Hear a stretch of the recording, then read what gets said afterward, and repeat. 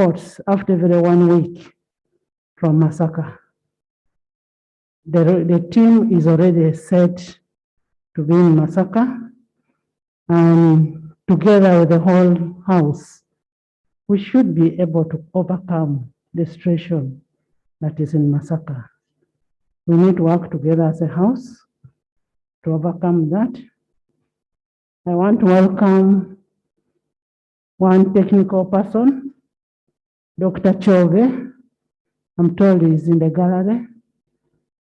Dr. Chove is in charge the COVID ward of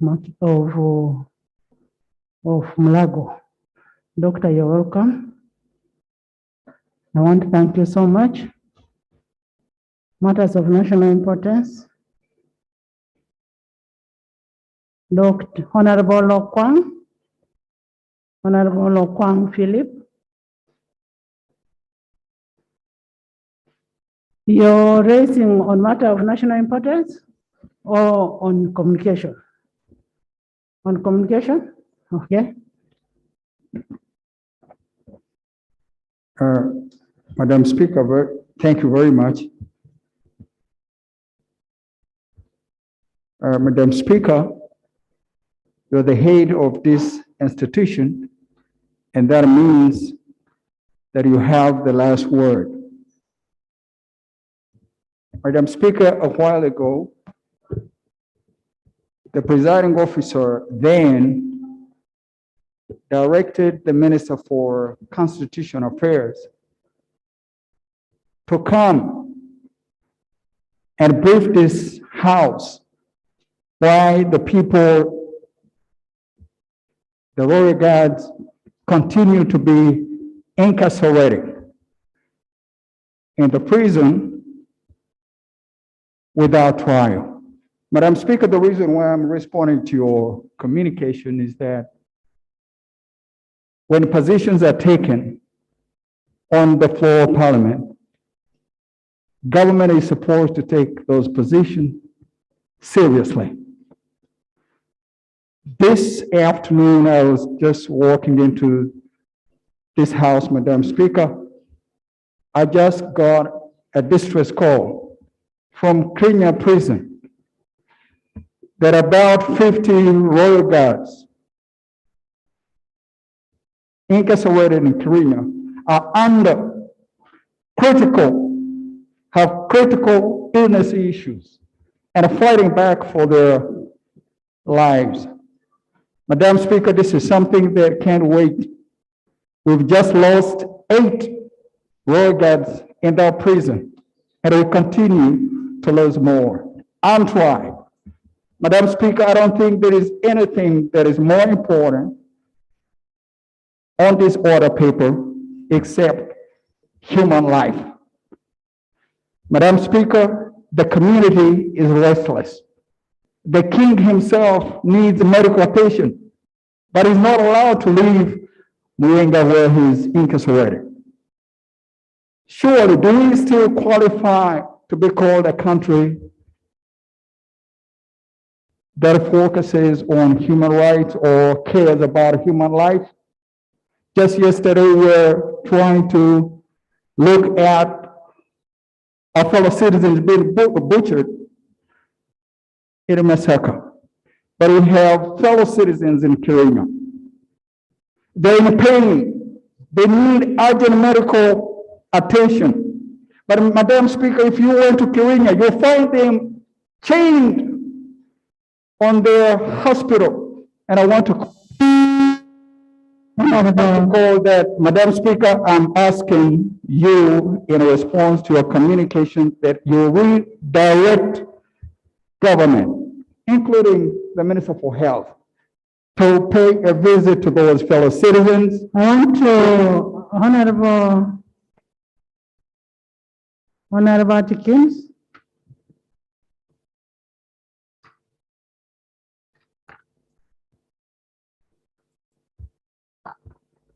I am not sure whether you're reacting to a communication from the chair. And instead, you're smuggling in something that you want to be handled. That was not a reaction to the communication to the chair. And that is provided under the Rule 25(2)E, that how you should react to the communication from the chair. But what government?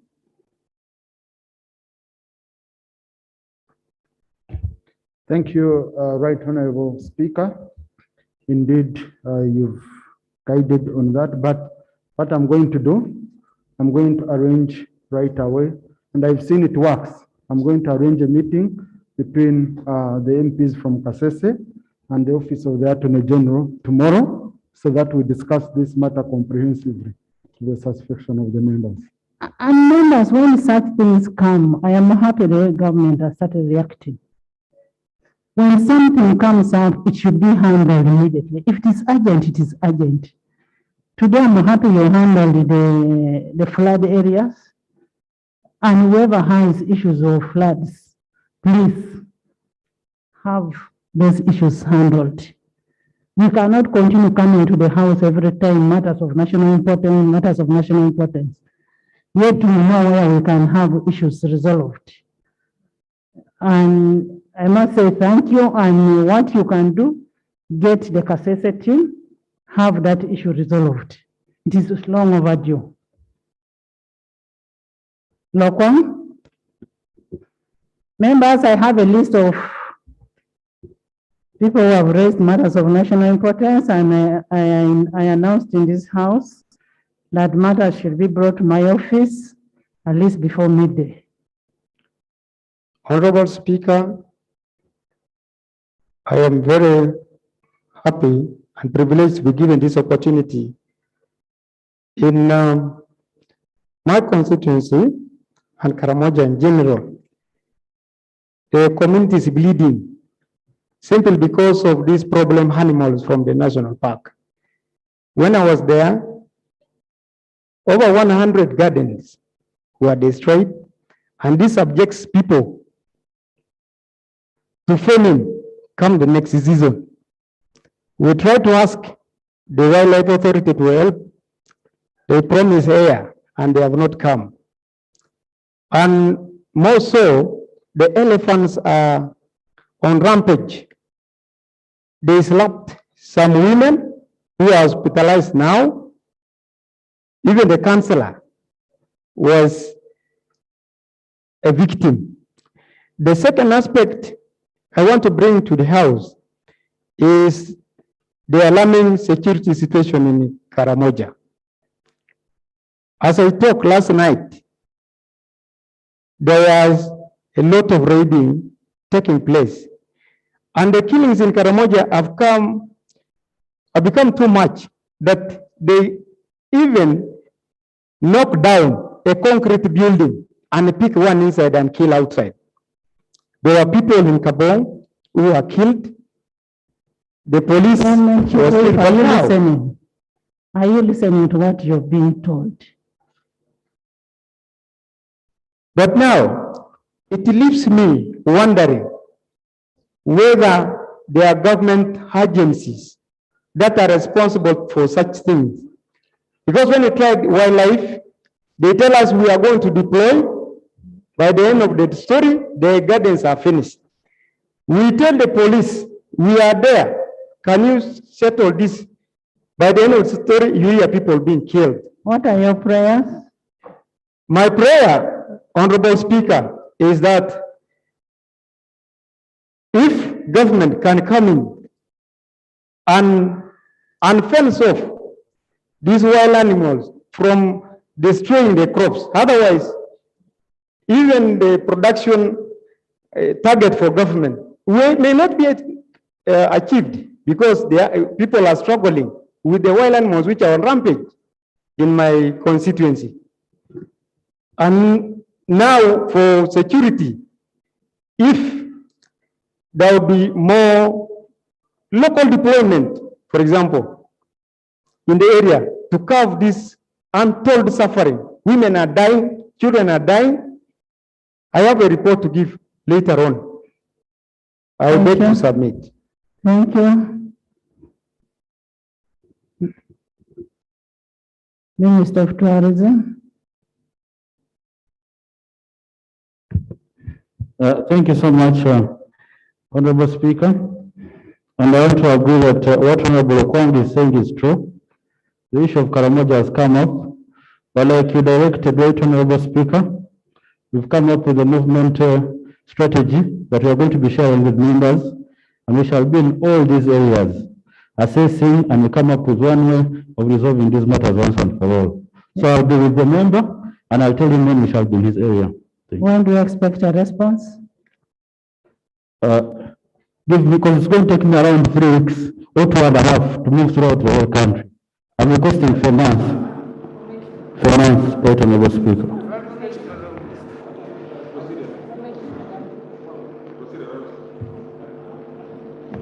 Thank you, Madam Speaker. Last time, in the last sitting, you directed that the Minister for Tourism comes to Hoima and he exactly comes to a fact-finding mission on exactly what is happening. And I've been meeting him several times. He keeps telling me they are organizing. So I want, Madam Speaker, once again, the Minister to assure me when exactly he's going to come. Minister, are you still organizing? On the ground. Are you still organizing? No, just clarification. Well, right, Honorable Speaker, what I wanted to clarify, the Minister to clarify more. The honorable member is saying the animals are on rampage. They are attacking people's gardens. People, you know, this is something that you cannot say 1 month because it is urgent. The animals are moving around. Maybe you should tell us what he can do in the very short run and then what he can do in the long run. I think that actually, the Minister, you need to know that these animals are even killing people. You need immediate action on what is happening. If it means you're going to fence off the area so that the animals don't share compound with the people, then you have to do it. You cannot say you want 2 or 3 weeks for you to do that.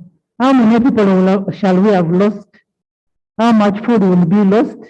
And tomorrow people will come here saying there is hunger. The last time we sent you to the field, did you go?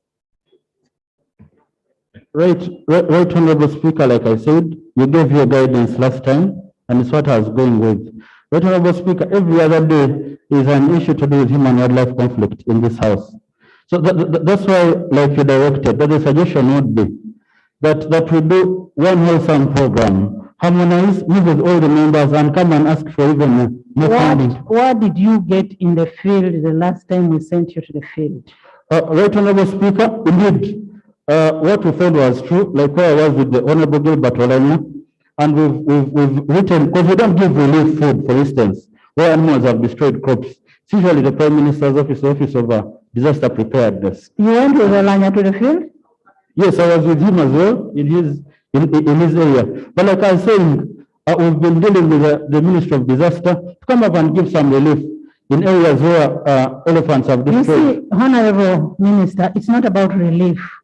It's about people's lives. It's about controlling the animal from accessing where lives are. If it's food, anybody can get food anywhere, but we need to protect lives. Much obliged, Honorable Speaker, like I said. We even told you in this house, if you need money for fencing off, we will provide for that money. But you've not come up with a plan. We need a plan on how we can stop this in all the areas, not only one area. Yes, Kinkizi. Thank you, Madam Speaker. Madam Speaker, the Minister, when you check on the order paper and the business to follow, there are about 3 items which are concerning the wildlife relationship with the human beings, especially in Kasese and Kamingu. And up to now, he's talking of how he met Honorable Olanya, but Madam Speaker, remember, he directed for him to get in touch with us. And I'm happy I've seen him because I didn't know him. Because even the senior minister has not come in this house. I don't know whether these people should continue. Madam Speaker, when the lion died, they brought helicopters, the whole staff of the Ministry of Tourism went to Kamingu. But when our people's gardens get depleted, they sit here and wait for people to help themselves. I want a Honorable Speaker to direct this man, Information. the Honorable Minister, to at least assure Ugandans that they are in charge, and also human beings are better than animals, because we cannot protect animals at the charge of the human life. Thank you. Thank you, Madam Speaker. Yes, Isaac. My name is Amos from Agago North, and we border Kidepo National Game Park. Madam Speaker, some 1 month ago, I was engaging the staff of Uganda Wildlife Authority. And ever much you talk to them, they will tell you we are coming. They will keep telling you we are coming. To the extent that we are now fearing, could it be maybe these people are understaffed or they are doing it deliberately? Because in my area, like Layeta, Mie Pachua, elephants have really destroyed crops. They go garden to gardens, and people sleep in the bush waiting for those animals. Maybe the point here, the minister should come and tell us, are you really having enough manpower so that they can help us do this work? Or if it is not, let the country know, and we come up with a solution how to control these wild animals. I thank you, Madam Speaker.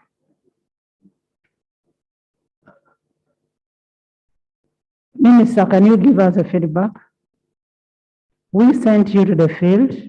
We asked you to meet all the members of parliament in the affected areas. You were supposed to give a report to this house. Today, up to date, you have not given us a report. You're even supposed to give us a report about the tunnel. Up to today, you have not given us the report.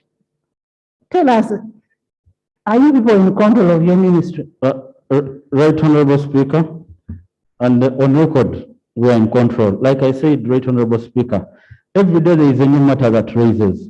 We have been aware and in coordination with the Chief Whip's office. As we agreed, this week we've come up with a concretized program on the movement. And starting tomorrow, I'll be sharing with the members where we shall be each time as we move around to assess these issues. Right Honorable Speaker, Right Honorable Speaker, as I conclude. Order.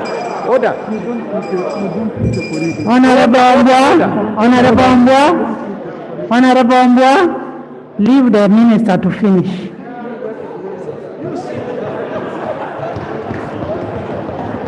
So I beg, Right Honorable Speaker, I beg your indulgence. And like I said, we took your directive seriously. And I want to tell my colleague that, of course, currently our teams are trying to scare away these animals. But the maximum, the optimum solution to this problem would be fencing, Right Honorable Speaker. The manpower we have is not enough, and fencing would be the absolute solution to this problem. That's why, like you directed, that definitely will add us some more funds that we can concretize. Thank you, Honorable Speaker. And I want to thank the Minister for the attempt he's trying to go through.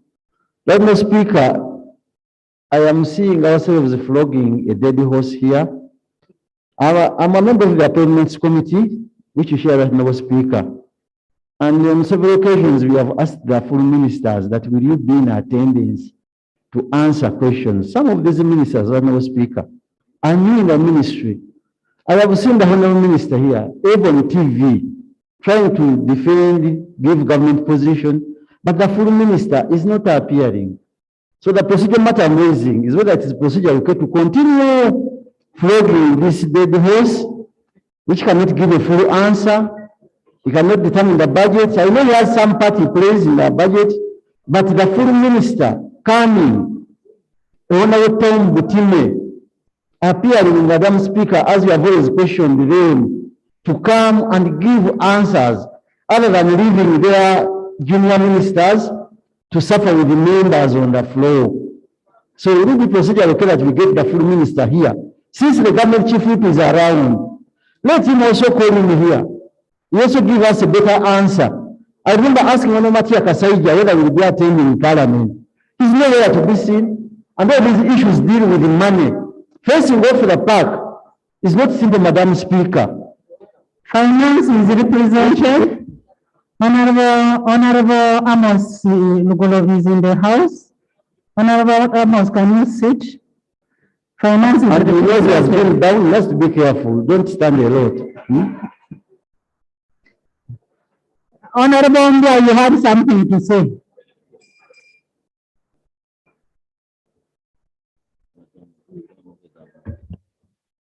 Thank you so much, Right Honorable Speaker. Right Honorable Speaker, I was perturbed by the minister. Minister has tried to tell this house that he's fully in charge, but he's living in the book of Lamentations. Despite your guidance of letting him tell this house the immediate solution, he's only telling us he's going to sit, he's going to call this one, he's going to call the other one. So my concern is, why shouldn't a young and vibrant minister be equipped with solutions and immediate solutions? So, Right Honorable Speaker, with your powers, would you compel this vibrant young minister, yes, to make sure he can give answers that can benefit this house? Members, let's not finish all the time on one issue. Thank you. Right Honorable Speaker, what I wanted to add, Right Honorable Speaker, these animals actually are food. Because if they are eating people's crops and the government, the minister has failed to capture people, we can encourage the communities in those areas to eat these animals. And we just, as long as we have said it is not illegal for now, we solve the problem, we eat them. Honorable Silwani, don't misguide people in this country. Those animals are not for eating. Yes, Honorable Minister.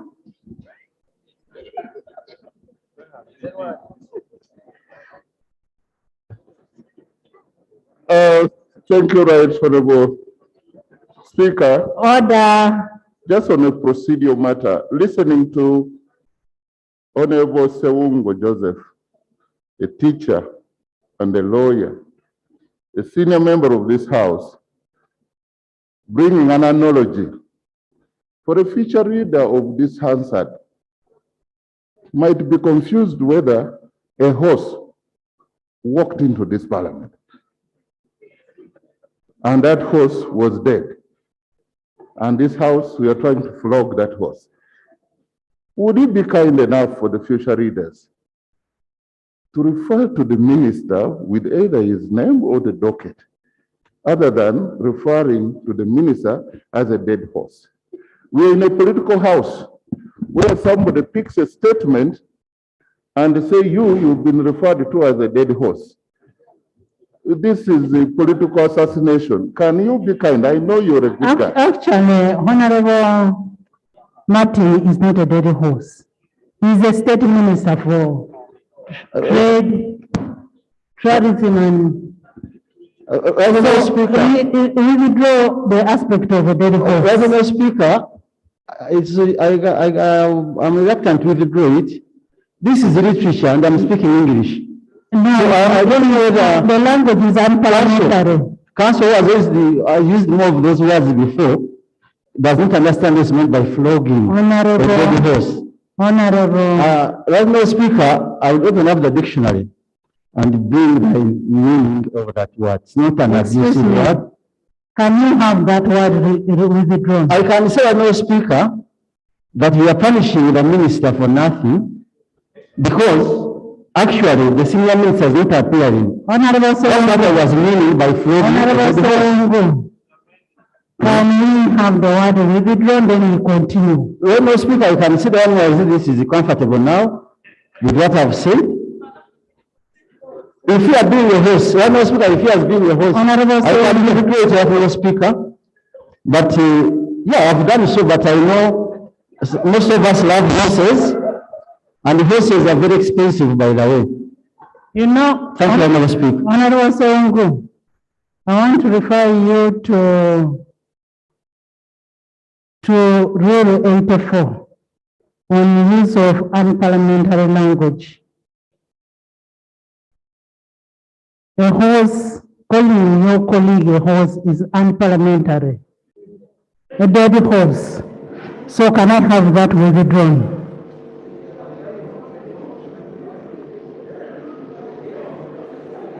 I want the word withdrawn. Honorable Speaker, I've already withdrawn, but for the purpose of everybody hearing it that I've withdrawn, is that we are punishing the minister for nothing. No. And The minister accepted a job, he's not being the punished. minister, I'm sorry if I've called you a horse, but since you are Minister of Tourism, we shall meet outside and we have discuss it more. Thank you very much. Thank you, Honorable Speaker. Yes, Honorable Santa. Thank you so much, Right Honorable Speaker. Right Honorable Speaker, we members of Parliament coming from the affected areas of wildlife human conflict have a lot of pain in our hearts. Madam Speaker, you have directed that the minister gets time and meet us, members coming from such areas. But Madam Speaker, up to now, the minister has not yet got that time. Madam Speaker, this is not the first time. Even in the last parliament, we have been raising these issues very many times. Now, Madam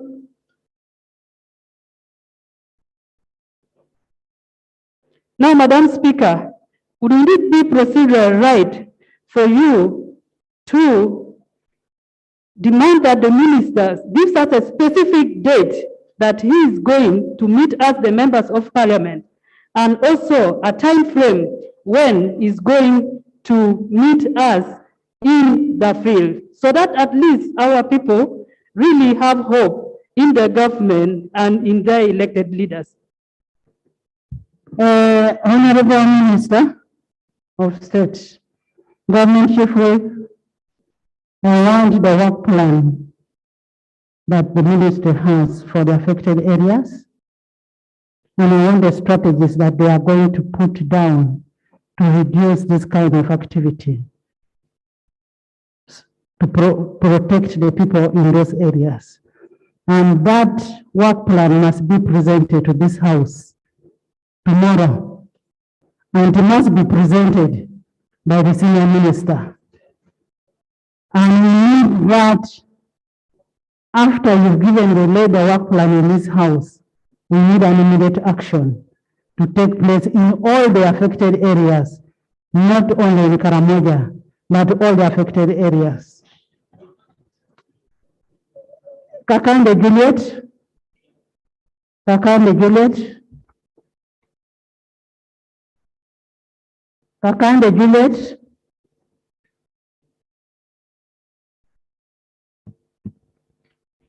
Thank you, Right Honorable Speaker, for the opportunity. I'm Kakande Juliet representing Masaka City. I raised a matter of national importance concerning teachers' salaries in the city of Masaka. Right Honorable Speaker, ever since the inauguration of cities, and that was 1st July 2020, all civil servants have been receiving their salaries. But when it came to the month of July 2021, civil servants got their salaries with the exception of teachers, both primary and secondary level. Right Honorable Speaker, as we are aware that civil servants never got the COVID relief, getting their salaries is the only source of income how they can earn a living. Right Honorable Speaker, it is found out that all other cities got their salaries, and they were also surprised as to why even other civil servants apart from the teachers had already got their salary. Even the salary of August is already out. So my humble prayer is the immediate intervention of the concerned ministries, that is the Ministry of Education and Sports, the Ministry of Finance and Economic Planning, the Ministry of Public Service, as well as the local government. For immediate intervention, simply because the situation has reached where the commercial banks had already started confiscating money from the accounts of the guarantors of those civil servants, as we are aware that majority of civil servants normally here in Uganda, they get salary loans. So, Madam Speaker, I beg to submit. Thank you, Juliet, Minister of Finance.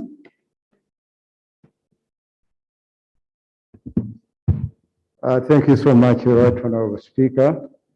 I want to thank my colleague for raising this matter. Madam Speaker, may I request that you provide a written response tomorrow? Okay. Kinkizi?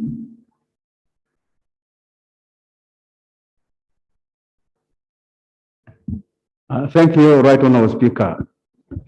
Right Honorable Speaker, I raise on the matter of public importance concerning the power outage in Kanungu, specifically in the areas where people are trying to invest in industries. Madam Speaker, 3 years ago, UEDCL took over the services from Fadisalt company, and they had promised that they would do better.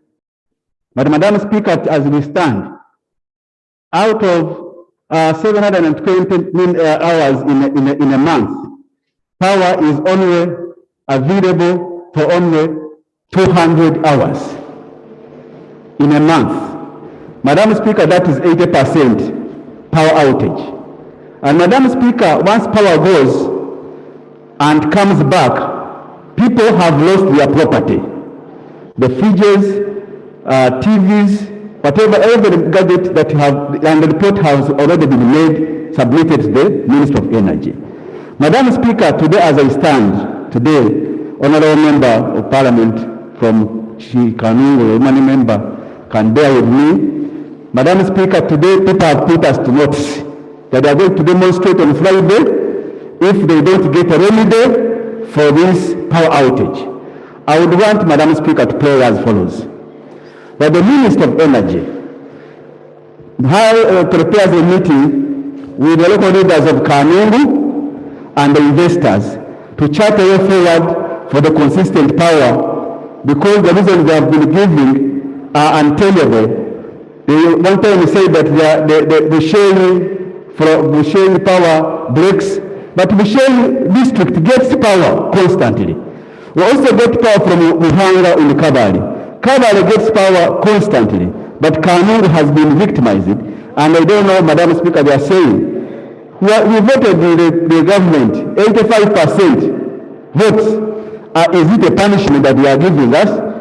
2, Madam Speaker, I would want UEDC to be compelled to do its mandate by the Minister of Energy, such that we have a meeting that can harmonize UEDCL, Royal, and ELA, such that we sort out that power outage once and for all in that area. Because, Madam Speaker, the investors who are coming have already run away, and even the existing ones have been crippled to perform. I beg to submit, Madam Speaker. Energy.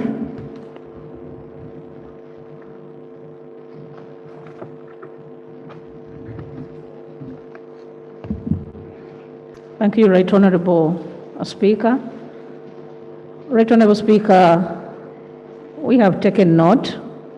I'm going to contact the minister concerned so that they can contact the members, and soon I think they are going to have a meeting to answer his request. I thank you. Honorable Prime Minister, what the member said is that people want to strike on Friday. So the soon should be specific. When is it going to be? Is it tomorrow?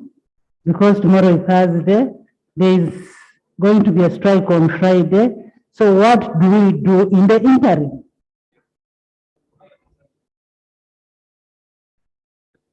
Right Honorable Minister. I am not a minister. Sorry, Right Honorable Speaker, sorry.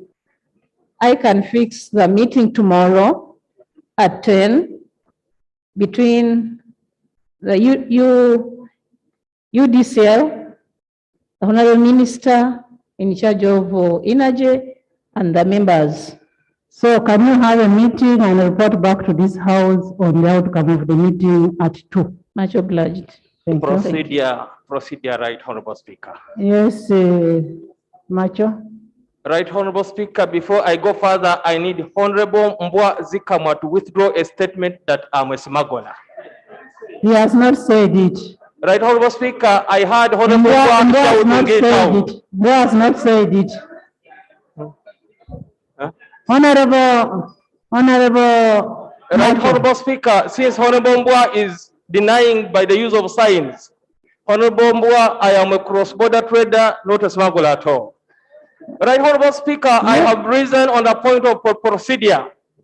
As I talk now, all the shops that import textiles in this country through the leadership of Kasita in Kiembe and Kampala downtown, the entire town are closed because the traders are striking. Right Honorable Speaker, it is almost a month that unfruitful negotiation has been there between the traders and the Uganda Revenue Authority. In this time of COVID, in this time whereby the business people are battling with paying loans, in this time that people are suffering because what is the procedure matter you're raising? I'm trying to build my foundation of the procedure What is the procedure matter you're raising? Therefore, Right Honorable Speaker, since the Minister of Finance is here, who is also a very good businessman, and also the Minister of Trade, whom I want him to clarify, because the business people this morning on media said it's the one who caused the problem by giving a statement that they agreed. I don't know whether we are proceeding well as the August House when the business, which is the heart of this country, at the middle of the city has collapsed. Therefore, Madam Speaker, the Minister of Finance and Trade tell us whether we are proceeding well. Thank you, Madam Speaker. Honorable Macho, the matter of the traders has not been raised in this house. It is actually, we didn't know about it. And because we didn't know about it, we are proceeding very, very well.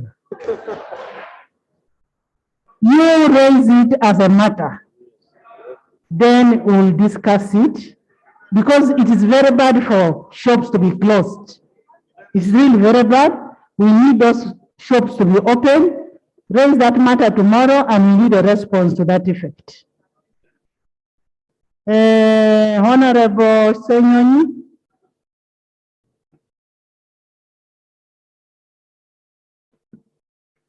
Thank you, Madam Speaker.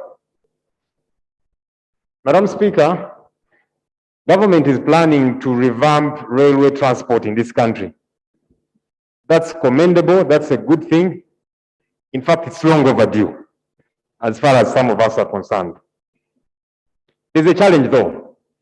As government is planning to do that, there is many, what we call PAPs, the project affected persons. In my particular area, we have people in Banda B1, Banda B2, Banda B3, and it stretches. Chireka, Katogo, Boyogerere, among others. These project affected persons account for over 30,000 people. Now, these persons have been given up to 31st of this month to leave those areas along the railway and in the neighborhood so that government can revamp the railway transport, which we are saying is a good thing.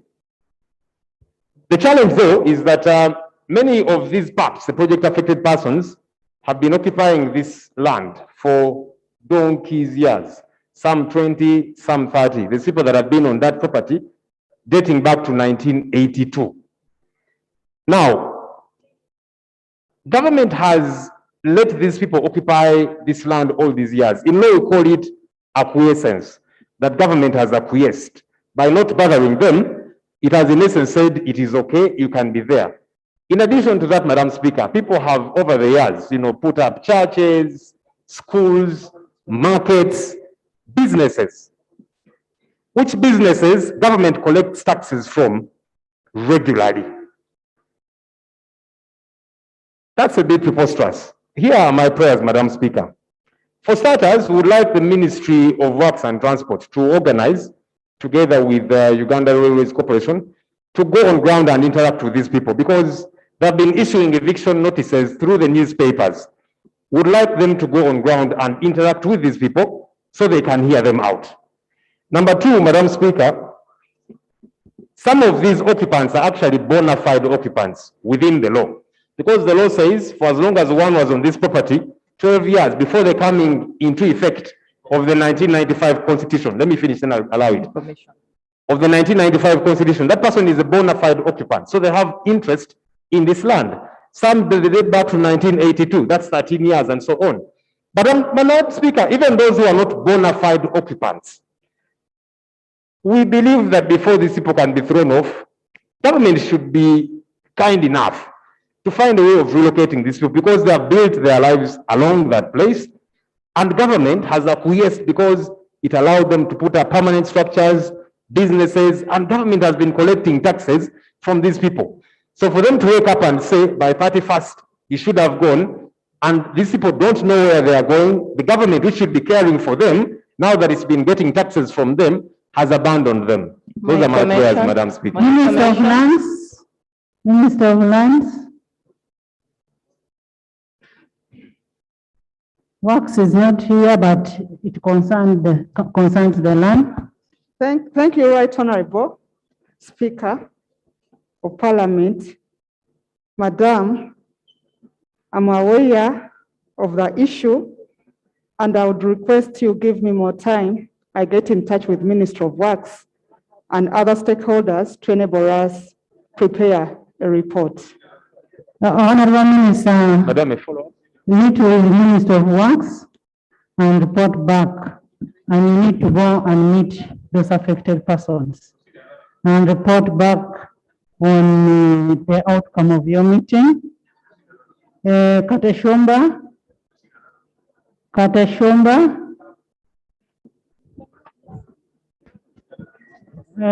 It was sorted. Right, Honorable Speaker. The matter I wanted to raise this morning, I had a meeting with the government chief whip, together with representatives from the Ministry of Disaster, and the matter has been taken up. Okay. And I believe it will be resolved. Akungusibwe. Aled.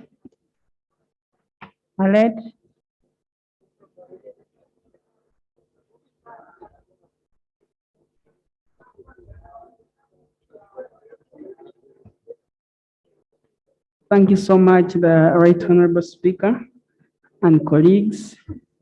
And this is my maiden speech. Yes. For the record, my name is Akugizibwe Aled Ronald, MP Bururi constituency, Masindi district. Madam Speaker, I present an issue of national importance. Good enough, the Minister of Health is here. About the issue of Masindi General Hospital. Madam Speaker, Masindi General Hospital was constructed in 1922. That is 99 years ago. Even if it were to be a human being, he would be complaining at 99 years. It was constructed with a capacity of 100 beds to handle about 50,000 people. But as we talk today, it is handling 350,000 people. The buildings are dilapidated, things are bad. When you look at the maternity ward, it was constructed to handle 14 mothers, but today we are having 60 mothers. Even if you went to this hospital right now, the mothers are just sleeping on the ground. It is bad. Actually, I was there over the weekend, and these mothers sarcastically told me, Honorable, Just see how we are observing social distance. It was actually sarcastic. Things are bad in Masindi. I request. Then when you look at the labor ward, Madam Speaker, it is too small to even accommodate more than 2 mothers in labor at the same time. And the delivery beds used are not in good condition. When you go to the operating theater, it has got only one operating table to handle the C-sections, accidents, and even other cases. Actually, in most cases, emergencies have to wait. You can imagine. Patients who are in need of theater services, especially mothers in labor, who have to undergo C-sections, make long queues, leading to a lot of delay, and this leads to sometimes loss of lives and increase in complications. Madam Speaker, the hospital has no perimeter wall fence, not even above the wire one, and so there is free entry and exit in this hospital. The situation is not good at all. However, on a very positive note, Madam Speaker, the hospital is seated on 9.17 hectares of land that doesn't have any encumbrances, by the way. And the land belongs to the government of the Republic of Uganda. And on this land, 60% of it is empty. So there is room. We have where we can construct at least other buildings. My prayer, Madam Speaker, is that government allocates capital development funds to construct a new hospital in Masindi in the next financial year, 2022-2023. And if possible, a supplementary budget to this effect can be presented to this House and passed, since something needs to be done urgently at this hospital for the good of the people. Madam Speaker, relatedly, my constituency, that is Bururi constituency, is one of the oldest constituencies in Uganda. However, up to now, a constituency with 6 sub-counties and 2 town councils, you can't imagine doesn't have a health center for. We have tried all efforts to have Park and Health Center 3 upgraded to Health Center 4, but we've not yielded any positive results. I'm hopeful this one will. My prayer is that Park and Health Center 3 is upgraded to Health Center 4 in the next financial year. And finally, Madam Speaker, I want to know how far the issue of the lunch allowance for the health workers has gone and whether it is going to be taxed or not. I was interacting with some health workers and they were worried that this allowance is going to be taxed. I request Madam the Minister of Health to tell us on the progress. Thank you very much. I beg to submit. Thank you, Honorable Kongosile. Honorable Aled, we have a pending statement by the Minister on the state of health care in Uganda, plus its financial implication. So, Minister, you report issues of Masindi together with that report. What you can report for now is only the issue when you're making your report, response to the Katonto report is on the issue of the allowances. We need that issue responded when you're making your submission. Thank you, Right Honorable Speaker. I will do as you have guided. However, the issue of lunch allowance is not a Ministry of Health issue. It is a Ministry of Finance and Ministry of Public Service issue. Finance. I beg to pass on. Finance. Thank you so much, Right Honorable Speaker. On the issue of lunch allowances for nurses, the ministry made a provision, and I need to check whether the release was made, but the top management of the ministry already agreed to release this money for that purpose. So when do you give us a feedback on what was agreed? I can provide a feedback, Madam Speaker, tomorrow. Thank you. Item 3. Item 3 on the order paper. Statement by the Minister on the effects on Uganda of the deteriorating security situation in the Republic of South Sudan.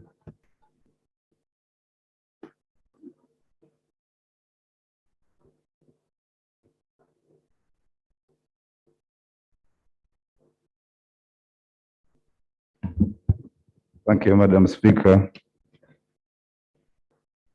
Madam Speaker, this is a statement arising from a question which was posed by the Honorable Gilbert Olanya and the consequent directive that you gave to the Minister of Foreign Affairs. Right Honorable Speaker, I'm pleased to update the House on the current situation of Ugandan traders and truck drivers operating in South Sudan. At the outset, I wish to express my appreciation to you and other members of this August House for the interest that you have demonstrated in this matter. You may recall that in my statement to this House on 25th of August 2021, I informed you about the recent spate of attacks, ambushes, and incidents of insecurity along Juba-Nimule Road, resulting in loss of lives and destruction of property in the past few weeks. Every life lost is precious, and this government takes any Ugandan life lost seriously. The government received with shock and horror reports of killing of Ugandans and destruction of their property along this stretch of the road, and we condemn these attacks. Government took immediate steps, and my colleague, the Honorable Kello Oryem, Minister of State for Foreign Affairs, in charge of international affairs, traveled to Juba, where he engaged with the South Sudan counterpart on security and safety of Ugandans and their goods in that country. The minister also engaged the government of South Sudan on the possibility of compensation for the people killed, trucks destroyed, and property lost. During this engagement, he received assurances that the government of South Sudan, number one, would reinforce security on all major roads, including Juba-Nimule Road, would dismantle all illegal roadblocks and ensure no illegal taxes are collected, would provide security convoys to cargo and passenger vehicles, would guide the drivers to channel demands. No, government of South Sudan also guided that drivers do channel their demands for compensation through the respective country governments. Right Honorable Speaker, the information that we have about recent incidents is attached to this statement as an extra one. And Madam Speaker, since yesterday you guided that you wanted qualified and quantified statement, permit me to take you through this annexure one. Annexure one, as attached, has dates and incidences that happened. On 27th of September 2020, 3 Ugandans were kidnapped in Nimule, Juba Highway. One Asimwe Andrew escaped, and Sebagala Ahmed, Maende Kamadi were killed on 29 September 2020 around Jebeleni area. On 5th January 2021, a Ugandan national, Gidudu James from Sironko district, was shot dead. On 3rd February 2021, one Amandu Fred from the Lego district was shot dead. On 29th of March 2021, armed attacks by unknown gunmen on 4 Ugandan nationals traveling from Koboko along the Yei-Juba Road, namely Ali Mark Sone was killed, Amati Stephen was killed, Dada Abugo was killed, and Saddam Andama was killed. The truck was burned. Phones, money, Clothes were confiscated by the gunmen and they ran into the bushes. On the 31st of March 2021, another armed attack on 5 Ugandan truck drivers traveling from Koboko, Oraba, Kaya along Yei Juba Road, namely Katongole Hussein, Abdu Makanga, Kuraish Mutevi, Sembus Kato, Sentongo Asadu. Now the first 4 were killed and Sentongo Asadu survived with bullet wounds. The truck and the timber were all burned. Phones, money, and clothes were confiscated by the attackers. On the 14th of May 2021, Amono Anna Clara, a female from Kitgum district, was shot dead. On the 19th of July 2021, murder by shooting of Kaliowa Musa, Kayunga district, a Ugandan loaded driver at Nisitu along Nimule Juba Road was also killed. Madam Speaker, it's important to note that majority of the ambushes have occurred to vehicles that did not respect the convoy arrangement as agreed. However, colleagues, I'm requesting you to add your voice to that of government to urge the travelers to respect and use the convoys as provided. As government, we have taken the following steps in addressing this matter, Madam Speaker. Number 1, whenever attacks and killings occurred on Ugandans, we have condemned these killings and attacks and communicated our concern to government of South Sudan. Number 2, government has engaged the government of South Sudan and other stakeholders, including traders, truck drivers, on several occasions, and this continues to ensure that security of our people who travel to and from South Sudan is guaranteed. Number 3, Ugandan security officers have advised all Ugandans not to proceed to South Sudan without security guarantees. This advice has been communicated to all border crossings, including those transiting through Busia, Malava, Mutukura, on the way to South Sudan. Number 4, whenever Ugandans have been killed, the government has made arrangements for recovery and repatriation of their bodies. Right Honorable Speaker, it's important to note that, number 1, these attacks happen in the territory of South Sudan. The government of South Sudan has sovereign authority. C, other nationals have also been victims, and there has been no targeting of Ugandans per se. Right Honorable Speaker, South Sudan is a young brotherly country. We need to work with them and all other relevant stakeholders to guarantee security of our traders, truck drivers, all travelers to and from South Sudan. The government remains committed to engage with the government of South Sudan on matters of common interest and concern. We shall continue to emphasize in our engagements the need to take necessary measures to effectively secure the Juba-Nimule Road.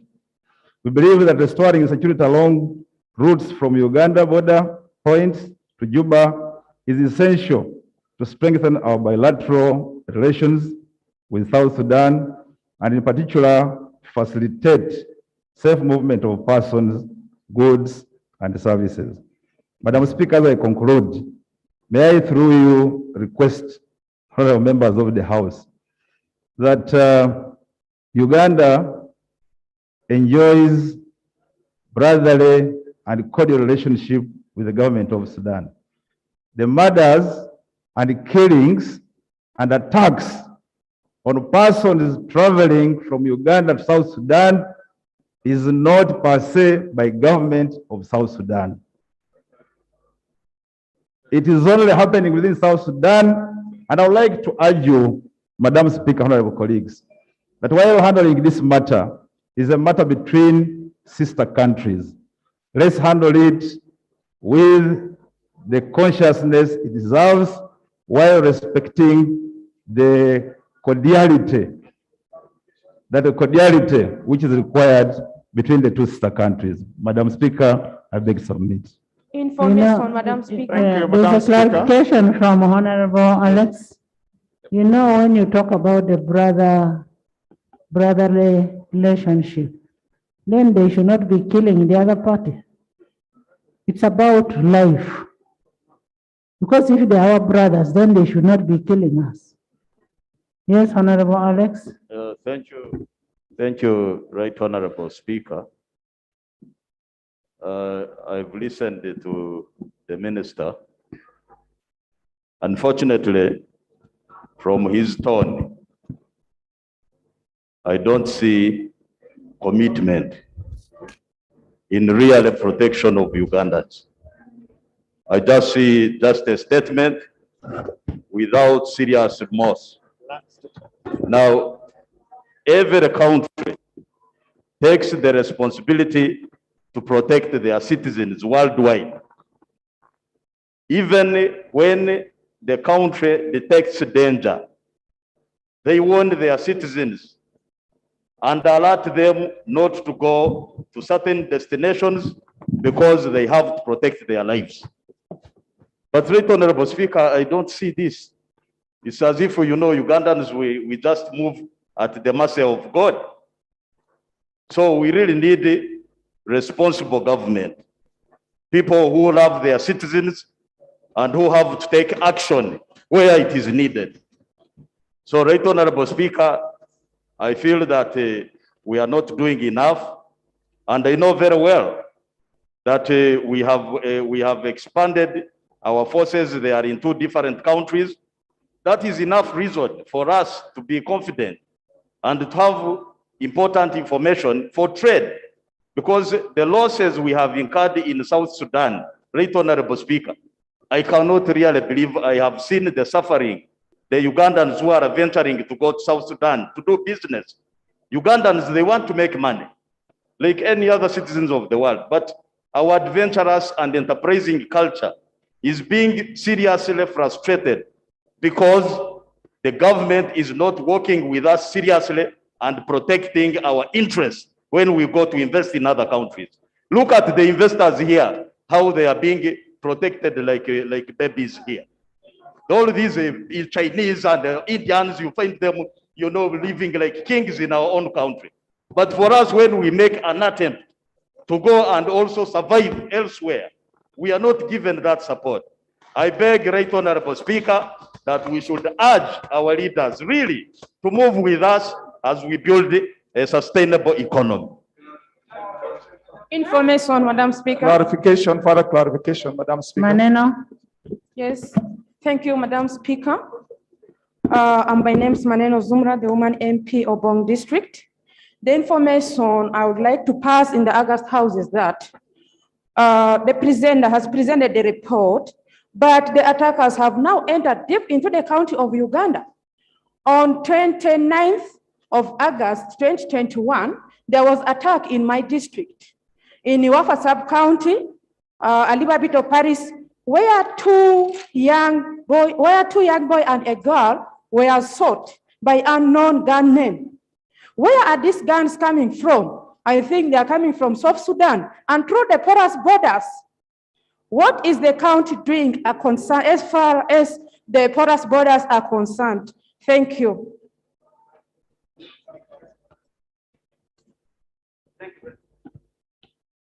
Thank you very much, Madam Speaker and my dear colleagues. Honorable Minister, as we talk now, insecurity is engulfing the whole of Madisa region.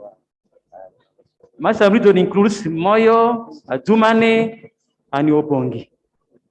And as my colleague had alluded to, Madam Speaker, early this year and towards May, end of May, a place around the borders with South Sudan called Igbari, Arapi, Abaya, Wano. Gunmen came and displaced people. Where 8 people were killed. And as my sister said before, right from Yumbe, when you come from Yumbe up to Adjumani, around the border areas, there is already insecurity. As he said, where are these guns coming from? Because of the porosity of the borders, because the borders are so porous, there's evidence that gunmen are now moving as they wish, moving with both small guns, small arms, and big ammunitions, freely without being even attacked, without even being arrested. What exactly is happening? Has the government sold Moyo, Jumani, and Obongi? Do they want to give us for the Sudan? Please demarcate the border so that we know our areas of jurisdiction. Thank you very much.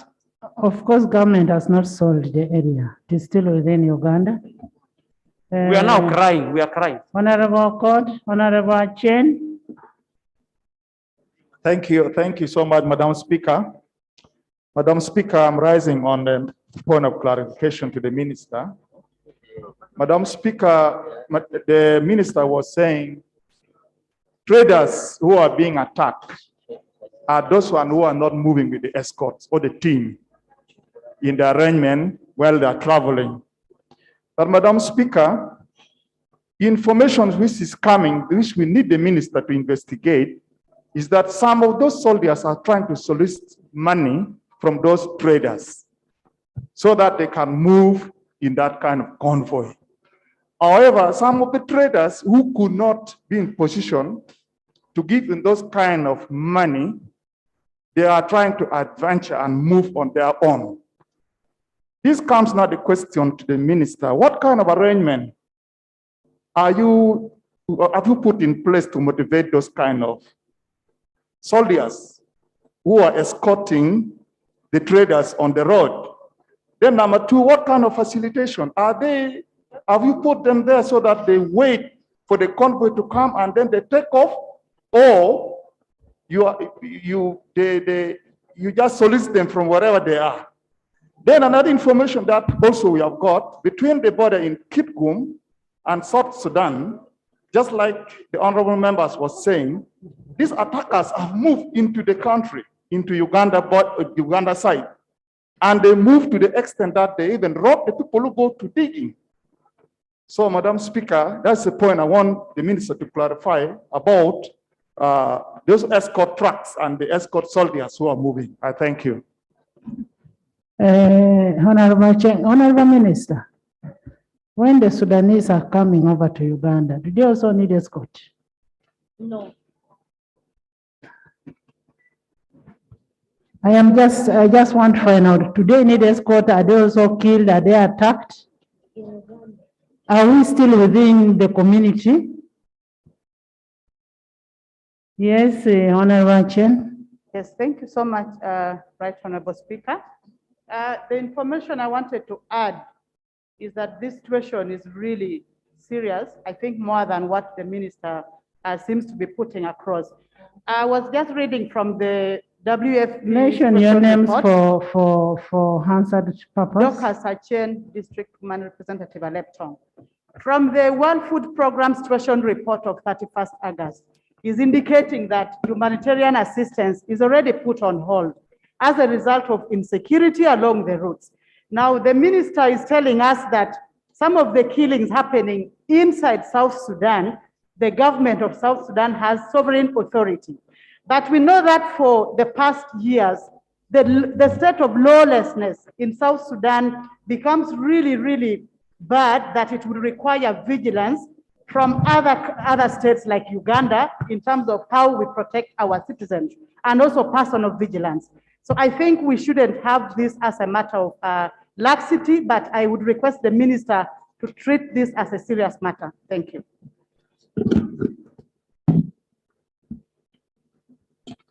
Honorable. Yeah, Madam Speaker. Madam Speaker. Thank you. You will speak after. Thank you, Madam Speaker. After Chemutai, then. My name is Chemutai Phyllis, Woman MP Kapchoro. I'm coming this side. Thank you, Madam Speaker. Mine is a concern about the report which the Minister has presented to us. He has left out many other people who have died in Kapchorwa. He has mentioned other places, but we have lost many of our people in Sudan. They have lost property. Some of them, their bodies we have never seen. Some of them, we have buried them at home because we have made our local arrangements and brought them home. But my concern is, why should there be convoys escorting people to Sudan? And yet, there are no convoys escorting them from Sudan to Uganda. They have had very good education here. They are living with us very well. And yet, they are treating us badly. Why? The minister should give us a better solution to that relation, the bitter relations that we have between Uganda and South Sudan. Thank you. Thank you, Right Honorable Speaker. And I want to appreciate the statement of the minister. However, Madam Speaker, listening to the directly affected people, especially the traders and drivers on the news on TV, they were complaining that whereas the Minister of Foreign Affairs has gone to Southern Sudan to engage with the Sudanese government, the government here internally has not made efforts to meet them and listen to them. And you have heard from here, Madam Speaker, expressions such as that there is even an attempt to extort money or solicit money from the traders to be able to escort them through the danger areas. So the clarification I am seeking from the minister is, what effort have you done to meet the directly affected people, and to know and hear from them what exactly they are facing, and also to guide them like you are saying, instead of merely saying that they are supposed to be escorted, they are supposed to do this and that, when you have not engaged them directly in a way like a meeting with them. I thank you, Madam Speaker. Honorable Mbua.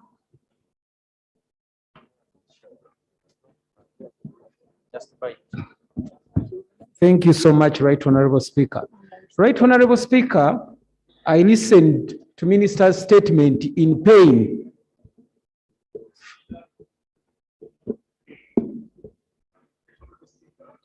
Kindly use the microphone.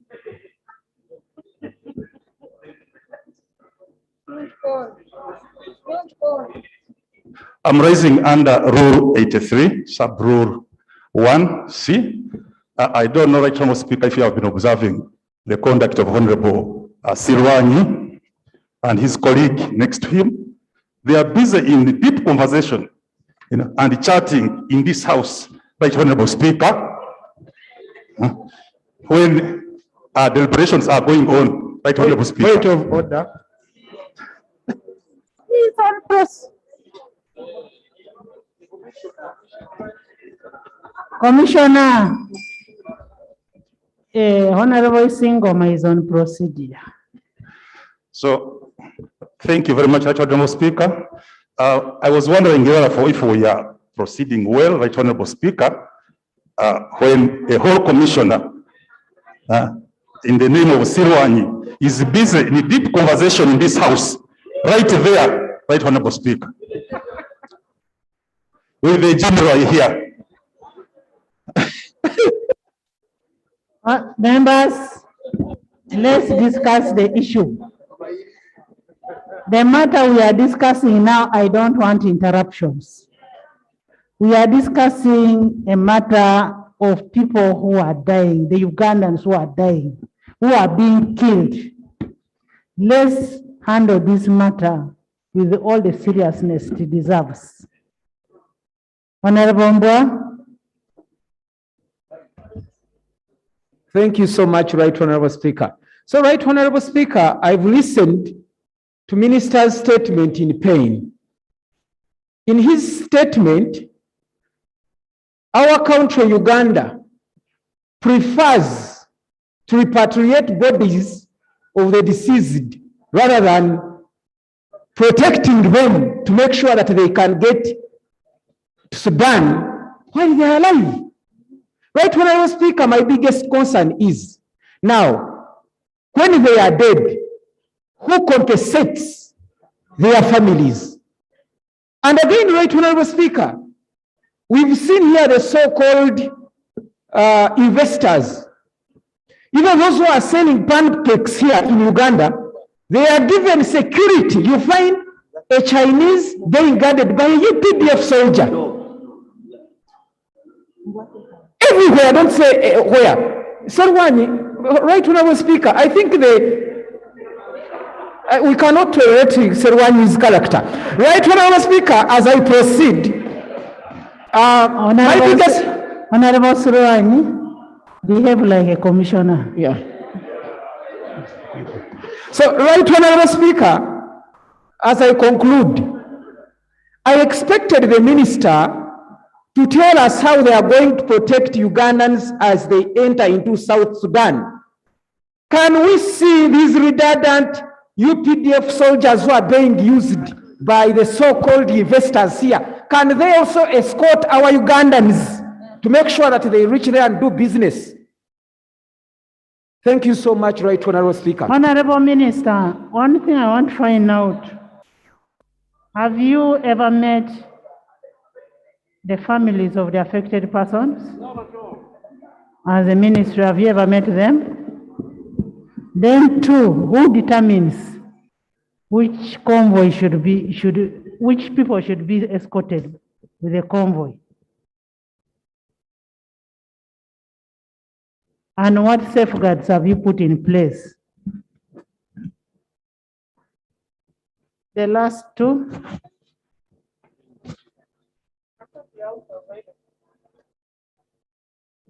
Madam Speaker, by name James Olobo. Microphone. Honorable Lobo, switch on. Madam Speaker, by the name Olobo James, representing the people of Kyoga North in Amolatar district. Madam Speaker, this issue of the traders in Southern Sudan started 10 years ago. It was discussed in the 9th Parliament, it was discussed in the 10th Parliament, and today we are here. We must get serious. People have lost money, people have lost life. I'm aware of a friend who is a businessman in Lira City, Kolo Queen Joffrey. He lost 3 billion 10 years ago. The man has now gone back to Otuke, and he's a poor man in the village there. Government took up this thing. They have been making delaying tactics, verification, and they have not paid these people. Today, I want to see this House resolve this issue, and these people must be paid. I beg to submit.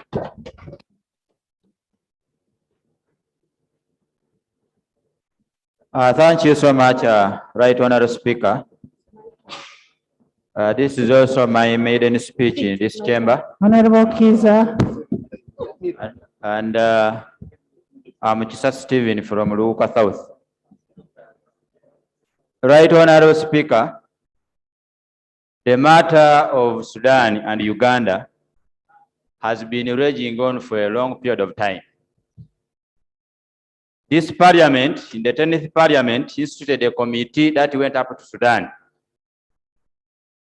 South Sudan, to verify and also discuss matters of compensating Ugandans who had lost properties there.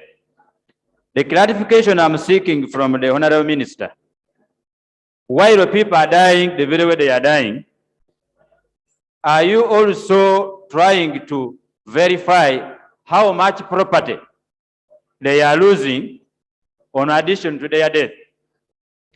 I had also expected you, Honorable Minister, to submit, because I heard the government is compensating affected families, especially those who are attacked.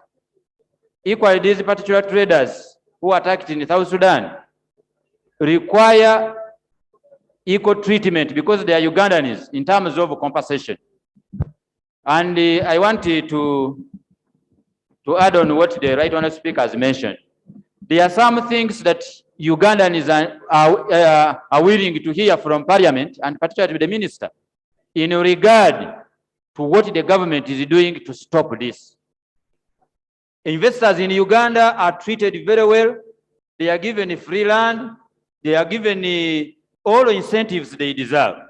When we move out to do business, we are killed. And the minister is here. To me, right honorable Speaker, I saw the minister being so sympathetic to Southern Sudan than Ugandans who are dying there. He's so sympathetic, you know, brotherhood, ABC. We are dying and he's just dying. So can you be specific, honorable minister, sir? When you are dealing with the Ugandans who are dying, I say beg to submit. You see, even in the 10th parliament, there was an issue of South Sudan where people who suffered were supposed to be compensated. Out of the so many people who suffered, only 10 were compensated. To date, nobody has been paid. Nobody has been compensated. Minister, have love for your people of Uganda. And as somebody said, the investors here are being escorted. They are being protected. Why can't we protect our own people? Honorable Mero, that line up. Thank you very much, Right Honorable Speaker. It's also my maiden statement. My name is Amero Susan, the woman member of Parliament, Amuria District. Madam Speaker, I want to join my colleagues on this issue of Southern Sudan, where I happen to become a victim in my first term in this House. As a member of the Foreign Affairs Committee, we were arrested in the sub-county of Lefori with the Honorable Azza Tom, who was the host MP. And Madam Speaker, I am so much surprised when the minister is very passionate about Southern Sudan, yet in the 9th Parliament, he was one of us who were very tough on the issues of these Sudanese. Madam Speaker, the Sudanese here are bosses. They move freely, they go wherever they want to go, they are protected, and our people are suffering.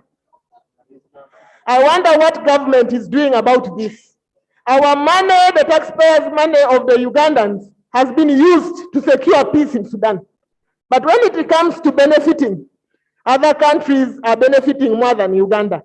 Our people are killed, and no one is minding about that. Apart from market business of selling bogoya that we are doing, a lot of taxpayers' money has been invested there.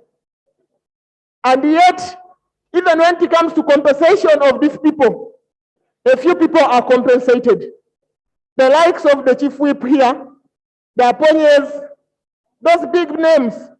Our people down there are struggling with the small things that they are doing. Madam Speaker, I think government needs to be educated. And for us here, as leaders of people, we are able to mobilize our people to do the same to the Sudanese who are here. We feel pain. We feel pain for our people. And the people who are here, who are benefiting from this kind of nonsense, are seated with us here, Madam Speaker. They are seated with us here. They should be protecting our people instead of coming here to lament with us. Now, Madam Speaker, what is even more annoying? When it comes to compensation, the poor people are not compensated. Those who have godfathers are the ones who are compensated. And those who have godfathers are the ones they can retrieve their bodies. Some of us have lost relatives and we cannot even see them to bury them decently. It is very painful, Madam Speaker. I just request that this House stands up to send a message to the Sudanese, the Southern Sudan people, that even us here, we can do the same. Thank you very much, Madam Speaker. Thank you so much, the Right Honorable Speaker, for giving me this moment to say something in regards to protecting our people. I'm a woman, Linda Agnes, woman MP Lira District. I'm too much concerned about this South Sudanese killing because I happen to be the RDC of Amuro who was bordering the South Sudan through a legal border. According to my experience, because we held a lot of meetings in South Sudan with South Sudanese government in regards to the same. And I would like to bring to the attention of this House and the Minister that a more deliberate strategic approach has to be put in place to protect Ugandans. Most of the areas where our traders have been ambushed are near the barracks in South Sudan. And when I was still RDC, we discovered that these same soldiers escorting our traders are the one plotting for these ambushes. Because you would ask yourself, the ambush is near barracks, and we expect the soldiers in the barracks to respond to rescue these traders, and nothing is done. Linda, can I find out the soldiers who are escorting, are they from Sudan or from They are Uganda? Ugandans. So the Ugandans are the ones killing The Ugandans escort to the border. Okay. South Sudanese soldiers start from there to the other areas, Okay. and they move in shift. Okay. They move from one point and hand them to another group until they reach Juba. So this needs a strategic security approach that the minister and South Sudan government should put a stringent measure to ensure that we protect our people. Thank you, Madam Speaker. I'm Taban Sharifa Ate, woman member of parliament, Koboko district, one of the affected districts. This is my maiden speech also. Madam Speaker, tempers are rising in Koboko district. Koboko district is a refugee hosting district, and we are hosting a lot of South Sudanese there. And now, with the current situation whereby our people from Koboko are being killed, people want to take matters into their own hand. We are being asked, when are we going to be compensated? And we have no answers to give our people. I don't know if the minister has answers to us so that we have something to hold on to because we are preaching peace, peace, peace. What peace are we preaching when the Sudanese are killing our people? So our people that are hosting them are getting hostile.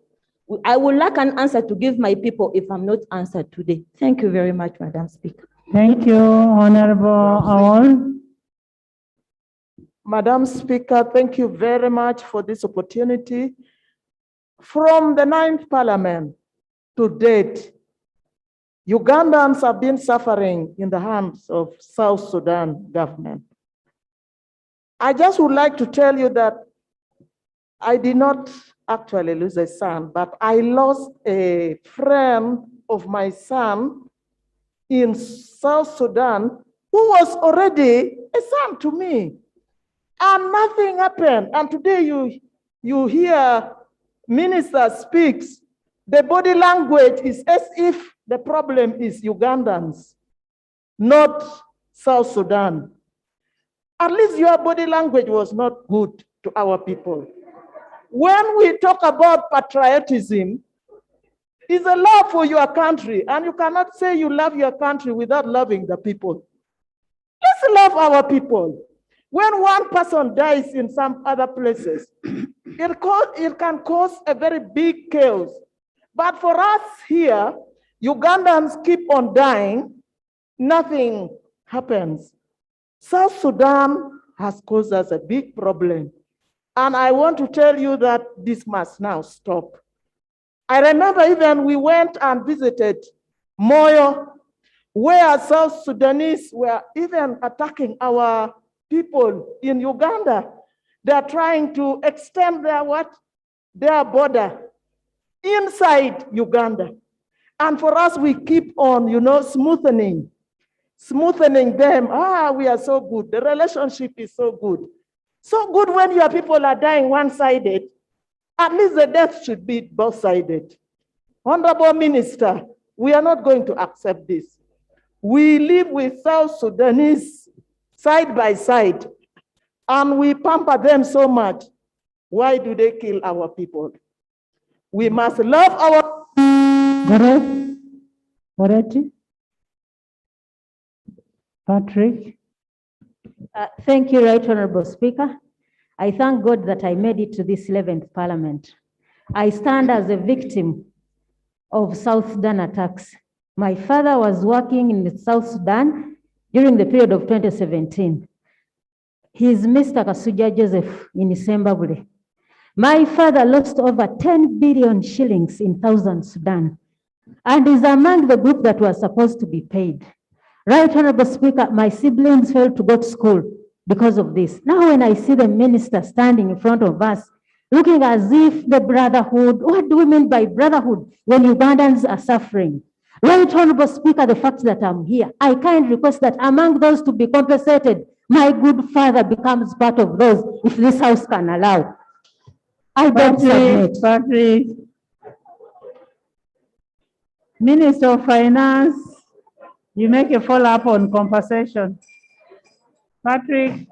Right Honorable Speaker, we must admit, Right Honorable Speaker, that today the statement we got from the Minister of Foreign Affairs is not the right statement this Parliament should have received. Right Honorable Speaker, the Minister of Foreign Affairs cannot stand here and tell us about matters of trade, matters to do with security. There are dockets that can ably tell us what is going on along those lines. Right Honorable Speaker, I expected the Minister of Foreign Affairs to tell us what regional efforts are there that are going on to solve the impasse in the continuous conflict, the conflict in South Sudan. The Minister of Foreign Affairs, Right Honorable Speaker, should have told us what is the Council of Ministers for the East African Community doing in handling the matter in South Sudan. Right Honorable Speaker, we needed to hear the Minister telling us about what IGAD is doing, what other regional bodies are doing, at least to secure a route for the traders. Is there anything that government and other governments in the region doing to handle the matter in South Sudan? Right Honorable Speaker, when I heard the Minister speaking about the brotherly relationship, how we took sides, because, Right Honorable Speaker, in South Sudan there are conflicting factions and they are known. Once we take sides as Uganda, our people will suffer, because the minister has just indicated here that they have a very good brotherly relationship with the government that is sitting in South Sudan. Right Honorable Speaker, that's why Ethiopians are not being killed. That's why Kenyans are not being killed, because they never took any side in the matters in South Sudan. So, Right Honorable Speaker, the Minister of Foreign Affairs should handle matters to do with foreign affairs. We should expect the Minister for Security, the Minister for Trade to come here and give a guidance to what is going to happen to our traders as they do trade around there. Thank you very much, Right Honorable Speaker.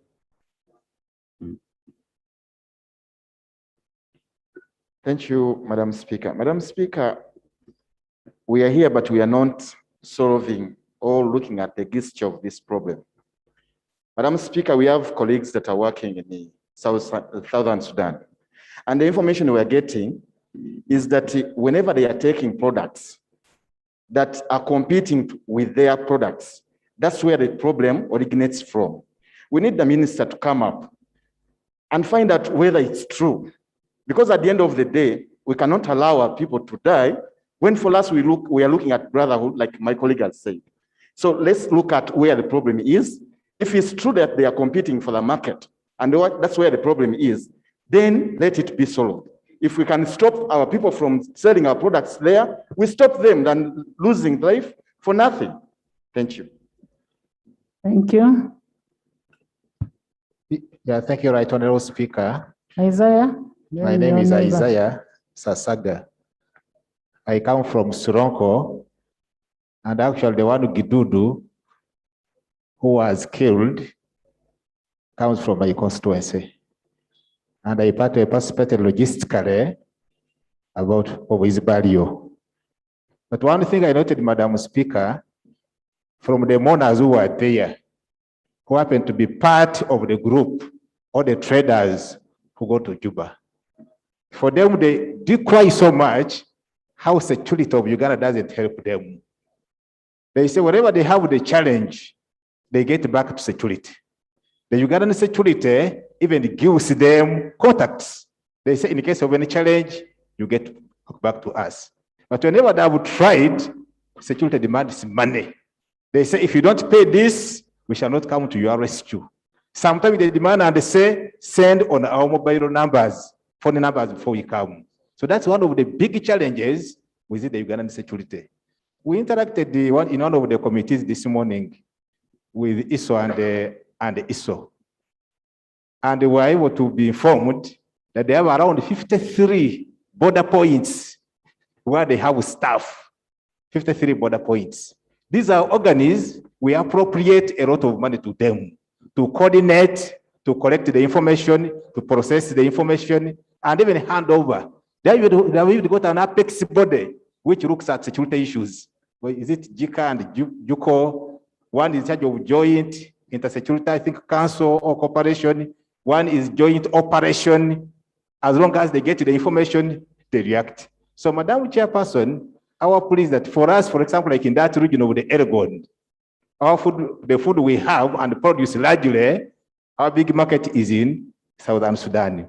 That's why yesterday I almost wanted to put on much on order when he said we disband them out of the East African community. The market is good for us, but we need to see how best can the Ugandan government engage the government. Honorable Santa. Thank you very much, Right Honorable Speaker. Members, we have another big report to debate after this. Let's now limit to at least 2 or 3 people. Madam Speaker, I felt so bad when the minister was making his statement on the issue of killing of the people of Uganda in South Sudan. The statement where he stated that it is not the people of South Sudan who are killing on the road or inside South Sudan. I want to ask the minister to explain. Then who are those people killing? Yes. The Ugandans in the borders of South Sudan. I have been one of the person who did business in South Sudan. I lost a lot of money because we were supplying the military. But leave alone that one. All the South Sudanese have just bad heart from top to bottom. This is what I would like to state. Look, at one time I had a lorry. We had taken sorghum. So as we stopped like this, we wanted to eat some things in the Honorable restaurant. Santa, not everybody has a bad heart. Since we're in a relationship, you could use a better language, not that way. I'm sorry if that is a bad language, but because we are not happy. Yeah, we are not, we know, we appreciate, but we have to have a parliamentary language, and then, of course, not everybody is bad. That's why you're in a relationship with them. Just like Honorable Isaiah said, it's part of our area for business, and we can't say everybody is bad. Much obliged. But what I was explaining was that we just stopped with the lorry like this, and we were taking food in the restaurant. When we returned, before we entered the lorry, a South Sudanese border came and hit himself on the lorry. And after a short time, the police surrounded us. And here the statement. The police made a statement asking us why we went to South Sudan. They said, if you did not come to South Sudan, we should have not got this accident. That is the reason why I say sometimes all of them are not good. So for me, I want to propose like this. Radical situations need radical steps. I know that we in Uganda, we need money from South Sudan, but also these South Sudanese need us. They don't have tomatoes in their homes, they don't have these bananas and so forth. They also need us.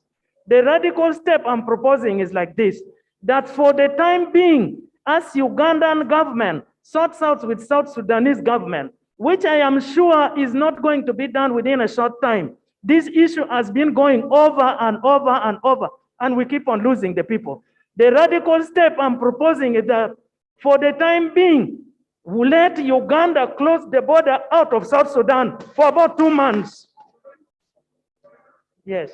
Thank you very much, member, for giving me Commissioner information. Silwanyi, you spoke. If you fail to give information. Thank you. Thank you. Thank you, Right Honorable Speaker. Right Honorable Speaker, yesterday, when we raised the matter of insecurity and the killings in South Sudan and the borders of South Sudan and Uganda, it was something that needed very, very urgent, quick solutions. And I remember very well, you directed the Minister of Foreign Affairs to come back today in this parliament with practical but immediate solutions. Even as we talk now, as we debate here, this violence is still going on. What I expected from the minister, we are in the East African community, and South Sudan, we have a ministry for East African community. We have a relationship with South Sudan. What I expected from the minister is to tell us that government has done 1, 2, 3, and this is going to reduce by this level at this time, T. But the minister came, seemed a bit casual, is telling us as parliament that we are going to sort out, I think the lives of Ugandans come first before you even look at trade, because you cannot trade when you're dead. Let's call facts facts.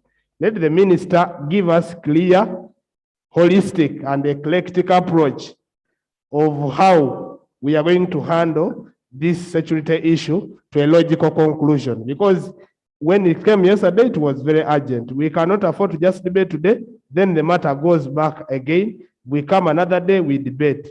We need answers and we need solutions so that the Ugandans who have lost their loved ones know what is going to happen. And those ones who are not yet there, who are not yet dead, and who are still moving as traders, be provided with security immediately. Right Honorable, if this is not handled urgently, I think we shall not be doing the right work. Then the issue of compensation. Right Honorable, I remember we started that issue in the 10th Parliament, and we brought the floor of Parliament here, traders who are supposed to be compensated. There was even another committee that was formed, but this did not happen. It happened haphazardly. Very few people were compensated, and up to now, I have many books, Right Honorable, I'll lay them on the floor here, of traders demanding money. Up to today, they have not gotten anything. These people have families. Some of their children have lost education. They are stuck. A honorable member has testified here that the father, she became a person and talked about her father. But this is the truth. Honorable Olanya. Thank you, Right Honorable Speaker. Right Honorable Speaker, the matter raised yesterday was not responded to by the Honorable Minister. Right Honorable Speaker, since Monday, Juba is closed and sealed off. People are not being allowed to leave Juba. Right Honorable Speaker, what we really need to hear from the Honorable Minister, what are the strategies government is putting in place to rescue Ugandans who are in Juba as per now? Two, Right Honorable Speaker, truck drivers. Right now we have more than 280 trucks parked in my district, Amoro, are illegal. Other trucks are carrying perishable goods. They cannot go to South Sudan.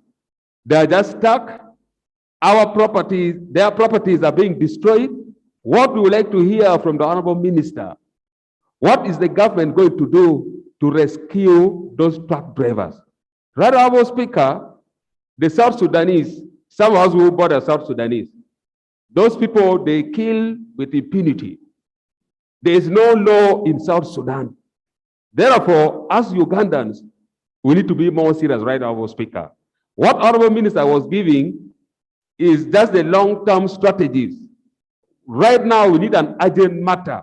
What should be done to rescue the life of Ugandans who are stuck in Juba today and tomorrow? I beg to move. Leader of Opposition, Katesh. Thank you, Honorable Speaker. And I know members think I am having a lead can. No, I'm just sitting in for the leader of opposition. So I see you are all wondering, but I think I'm also fit and proper to sit in for the leader of opposition. Right now, Speaker, I want to thank you very much. This is a very strong achievement of having ministers getting issues and they bring responses the following day. And I want to commend this Honorable Mulimba and the other ministers who are attempting to do the same. However, Honorable Speaker, I think this statement, honorable members, is ripe for rejection, according to what you are saying. Right, Honorable Speaker, there are statements you have to just expunge if members agree. The Honorable Minister, on page 3, it is important to note that these attacks happen in the territory of South Sudan. So once they happen in South Sudan, don't mind about that. B, government of South Sudan. He's giving the facts of what happens. Honorable Speaker, I'm giving something very important here. Allow me to conclude and then you will direct me as per your powers, Honorable Speaker. B, he's saying, government of South Sudan has sovereign authority. Even Uganda has sovereign authority. When we talk about our citizens going to South Sudan, it's not about mere entering without permission. They have got permits from that country to enter South Sudan. So when you talk of this, you are as if saying that for us, at the moment Ugandans are there, that government can do, people of South Sudan, not government, maybe even if it's their government, they can do what they want our people. Right now, Speaker, this thing is not coming for the first time, but we need practical solutions from the ministry. I know Honorable Odiem, Honorable Mulimba was here in the Committee of Foreign Affairs for some good time. I think even you chaired it as the chairman of that committee. You know what we were doing at that time. We have to get... Honorable, can you summarize? Right, Madam Speaker, I'm summarizing. The issue of compensation. Honorable members, we are going to get a situation where Ugandans think of they are good, but we don't think we should do. Yes, we want compensation, but it is coming as a culture that someone has died who is compensating. We have died compensation. Life cannot be compensated. We must see how we save our lives. Right now, Speaker, when you look at Sudanese here, they are enjoying this country. Go where there are games, they are playing volleyball. They are renting. Honorable Katesh, but before Katesh, what leader of opposition is raising that the government of South Sudan has sovereign authority. Does it mean that they have the authority to kill whoever goes there? That's what you need to interest yourself in. Katesh Katuntu, the minister. Thank you very much, Right Honorable Speaker. I want to thank the minister for the statement. And I can understand the colleagues, the concerns that are being raised. I think this matter is not just a foreign affairs issue. This matter, government needs to look at it holistically. The Minister of East African Community, the Minister of Trade, the Minister of Internal Affairs, Security. I think we need to have an interministerial committee. I'm on the floor, I need to be protected from Kisos. Honorable Chemaswet, we know you are in foreign affairs, so we are going to give you work. Right, Honorable Speaker. We need an interministerial committee that looks at the issues of South Sudan. South Sudan is a strategic partner in the East African community. Our trade to South Sudan now goes about 800 billion annually. We cannot afford to continue having these issues that are raising emotive debate. Right, Honorable Speaker, we have security presence in South Sudan. We expect that government should have early warning systems and warn our traders when there is likely to have an outbreak of insecurity, so that our people can make rightful decisions. We have not seen that happen. Right, Honorable Speaker, we talked about compensation, but where is the policy on compensation? It doesn't appear to be there. It depends on how much noise we make, but we need government to come out clear on the policy of compensation so that it is known and people, know their rights. So, Madam Speaker, I would like to say that this matter just goes beyond the Ministry of Foreign Affairs. The respective ministries should take charge of this issue, discuss and come out with a clear statement on how we are going to manage issues of South Sudan. Thank you, Right Honorable Speaker. Sure. Honorable Katonto, Azza, you sit. I know what you want to raise. You sit. Tom. Thank you very much, Right Honorable Speaker. I am saying, Tom, you sit. Honorable Katonto. Thank you very much, Right Honorable Speaker. Right Honorable Speaker, I remember very well when the Honorable Hamson Oboa, now Minister of State for Education in charge of sports, moved a motion in this House many years ago to congratulate the government of South Sudan upon attaining independence. I did caution at that time that it was no time to celebrate. And up to now, my words then still ring in my mind. Are we having a failed state in the neighborhood? Because whatever can go wrong in any state actually is wrong in South Sudan. We don't have to lie ourselves. South Sudan is not any normal country, colleagues. They have so many challenges. But it is incumbent upon our government to issue what in diplomatic words we say travel advisories, to warn our citizens not to travel to South Sudan. And if you do, know that it is risky business. We cannot afford to say, no, don't mind, continue traveling and people are dying. There's something, Right Honorable Speaker, which I'm sorry, I'm going to spoil the party, but I disagree with it strongly. This thing happening, compensation. For how long will the ordinary people, Ugandan taxpayer, be compensating people who are being affected in other countries? For how long? Whoever has problems in South Sudan, he comes to Uganda for compensation. The traders went to South Sudan. They were messed up there. They came here and we appropriated the money. Didn't we? Order. Yes. Thank you, Right Honorable Speaker.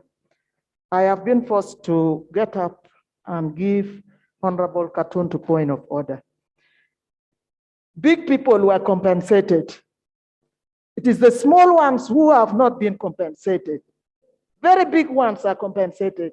Can you not be kind to these other people who are struggling?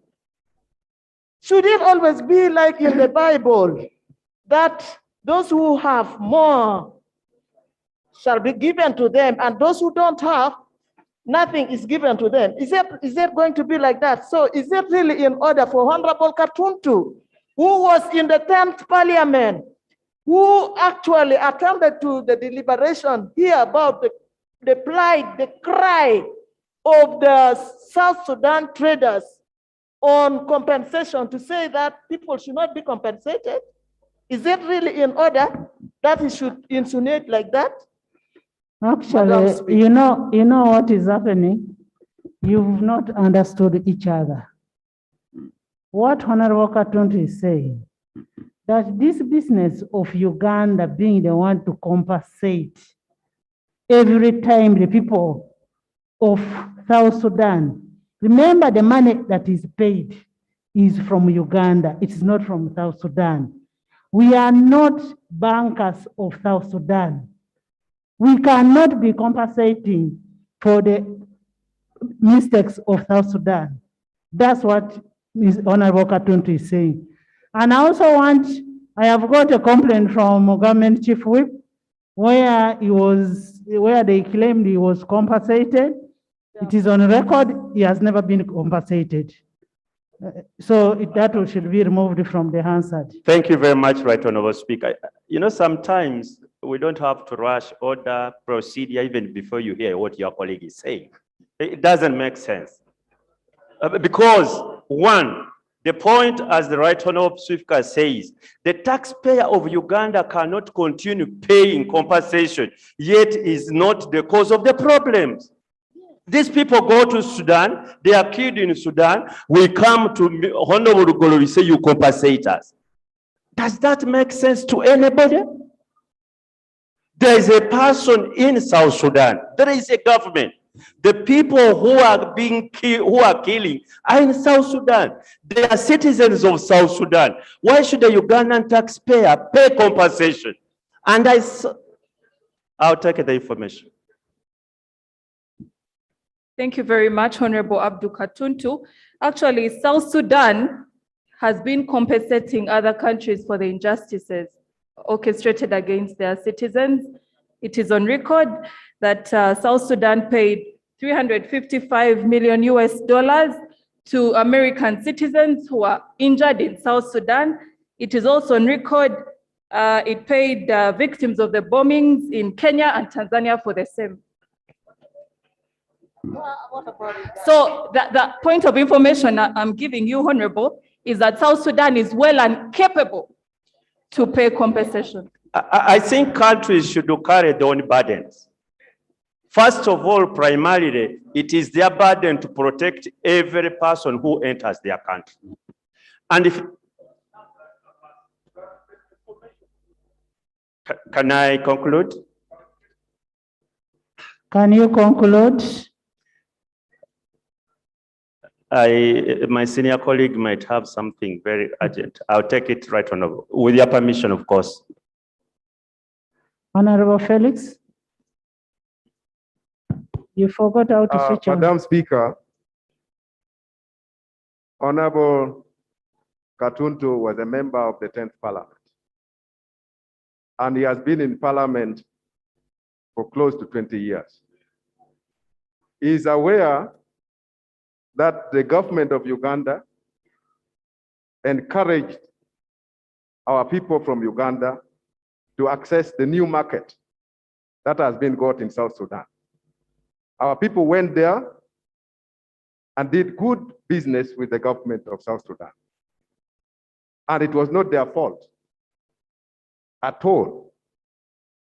We can't blame them. When they suffered there, I want to inform my brother that the government of Uganda had a bilateral agreement. The money that is going to be paid is not the government of Uganda's money. That money is going to be reimbursed, it's going to be paid by the government of South Sudan. Can I make a correction? I'm giving him clarification. No, I'm making a correction because I don't want you to mislead this house. Okay. The money that is being paid to these traders is money which is coming from government of Uganda, being lent at no interest. Lent to South Sudan at zero interest. When will they pay? I don't know. I am not sure if you're a bank of another country. Anyway, I think if you are a government and you have been picking taxes from your people, you need to jealously guard that money. You don't recklessly spend it. You don't recklessly lend money at zero interest. You don't do that. They are hardworking people who wake up every day to pay those taxes. They pay taxes for purposes of getting services. And instead, we are engaged in recklessly spending the money. Anyway, but that's not the point. The point, right, Honorable Speaker, as I take my seat is government of South Sudan should take over the responsibility of looking after people who go to that country.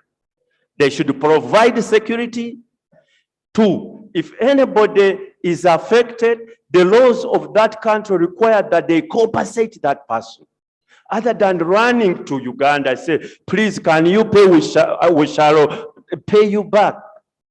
Lastly, the government of Uganda should take advisory notices to its own citizens. Don't travel to South Sudan, however much lucrative the business is, because you stand a risk of losing your life. Because every day we are going to have the same problem, right, Honorable Speaker. And the honorable members from the UPDF know this here. They know it. Many Ugandans have lost life. I'd like to ask the Honorable Minister, since the South Sudan got independence, how many Ugandans have lost their lives? I thank you. No, Government Chief Whip, then the Minister. Thank you, Right Honorable Speaker. I join colleagues in appreciating the situation, and I also thank the Minister for the efforts being made. And what I wanted to just put across, Right Honorable, as a person who has ever done business in that country, the problems on that route are very many, but also inside South Sudan, you'll be shocked to find very many Ugandans who are doing extremely well in their businesses inside. When you go to a market called Konyo Konyo, that market, the language is Luganda. When you go to areas in Unity State, in Wau, in Maridi, you will find Ugandans flourishing very well. So, whereas we are here looking at the situation of what is going on with the transporting people, those ones who are receiving the goods, that are lucky to receive the goods inside Sudan. I remember there is a time when we organized ourselves as traders and we told our people to get out. Most of them nearly killed us. They said, we get out, we go where? Do you know the money, the profit we make here? When you talk to people, and I think it's very important, when I work at Tuntu's point, that we advise our traders, the dangers. If the minister has said, don't move without a convoy, but someone is having a deal that if I deliver this container and I make $100,000 on it, he says, I would rather take a gamble. Maybe if I meet these guys on the road, I will give them 10,000. So he tries to escape. Some of them, you stop them from Uganda side, they start coming via Ethiopia side. They go and get goods from Ethiopia. So I don't want us colleagues to condemn as if once you're doing business in South Sudan, you're condemned, you're finished. There are people, Ugandans, who are doing extremely well in South Sudan if you go there. But the problem are those who are refusing to follow the guidelines of the minister. And the Right Honorable Speaker, maybe we should make it here that we have a clear record. If you want government of Uganda to be responsible for you, then you follow the guidelines it gives. If we say, don't cross with your car when you're not escorted, and then you cross at midnight, you try to go without escorts because you're running after money, forgetting your life. Then if you get a problem, you don't come here to complain. Because you didn't follow the procedure. Clarification, I beg Madam to submit Speaker. a Right Honorable Speaker. The clarification I wanted to get from the government chief whip is that for how long are we really going to escort the business people from Uganda to South Sudan? How much money will Uganda lose by doing that escorts if you confirm that we should be escorting traders? And we need the same security in Masaka. Right Honorable Speaker, the last time I was there, we had over 100,000 Ugandans doing business in South Sudan. 100,000 Ugandans when we were in a group. And Right Honorable Speaker, if we are to be honest, the situation in South Sudan is beyond business. There is general insecurity. There is general insecurity. You know, the different rebel groups fighting. I remember the minister the other day when he was here, he was saying Uganda is trying its level best to ensure that the fighting groups do come together. Now, Honorable, you have a choice as a Ugandan to either insist and say, here is a battlefield. If I pass there with a bottle of water, just a minute, Honorable Seungu. When you are lucky and you cross with a bottle of water, you can sell it at 3,000. So you weigh the risk against the profit. Most of the people are weighing risks against the profit. It's very profitable when you are lucky and you cross. Clarification, clarification. Government chief, for us, what we are mindful is the lives of our people. Just like the South Sudan people can come to Uganda and freely move everywhere, we also want the safety of our people. We should not be subjected to that kind of life that you must have security. Let's have an agreement with the South Sudan and say, just as you want to be free in Uganda, we also want to be free in your country. Honorable Minister, can you come and summarize your... Madam Speaker, I also still Can wanted you come and summarize clarification. your whatever, your response?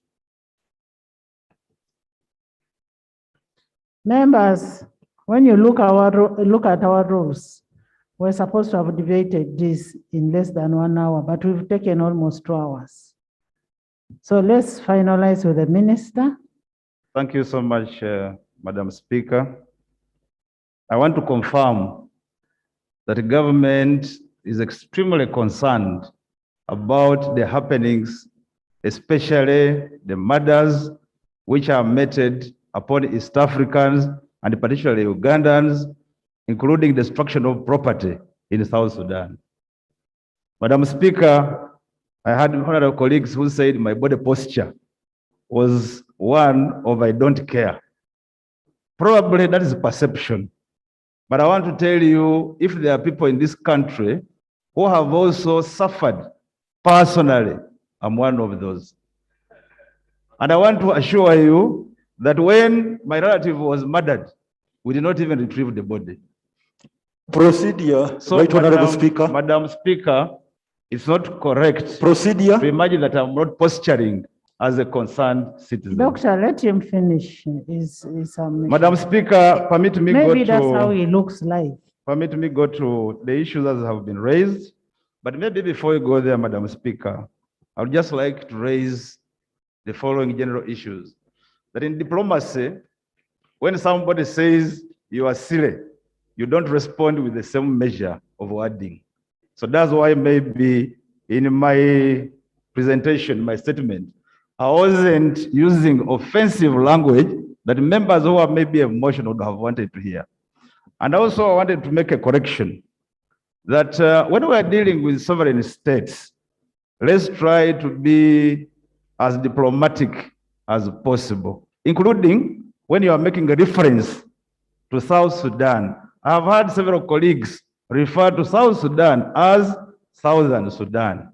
Madam Speaker, this can also bring about a diplomatic row between the two countries because this is an organ of government. We should be able to understand that the Republic of South Sudan is a sovereign, independent state. When you refer to it as Southern Sudan, you are taking them back to where they came from. I thought I should make that clarification. Madam Speaker, there are members who have raised issues of general concern, not specifically under the docket of foreign affairs. because issues have raged, including compensation, including security within our borders. Now, Madam Speaker, the issues of security within our borders, including, like I heard members talk about, some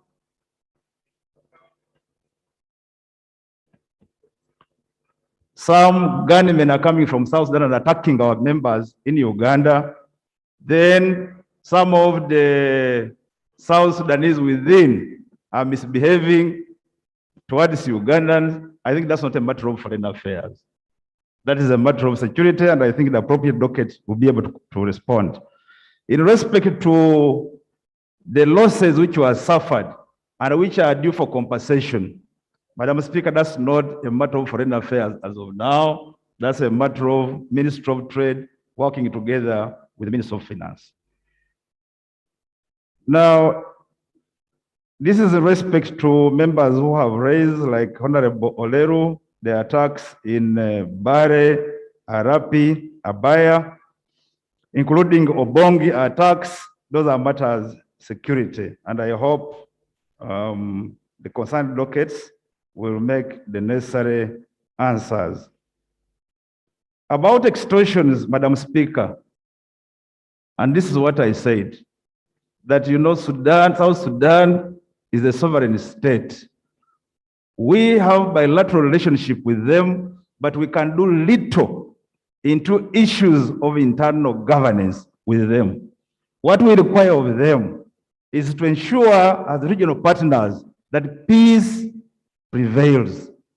Government of Uganda, like I said in my statement, Madam Speaker, is doing all it takes in terms of bilateral engagements, including engaging at regional, continental, and UN level.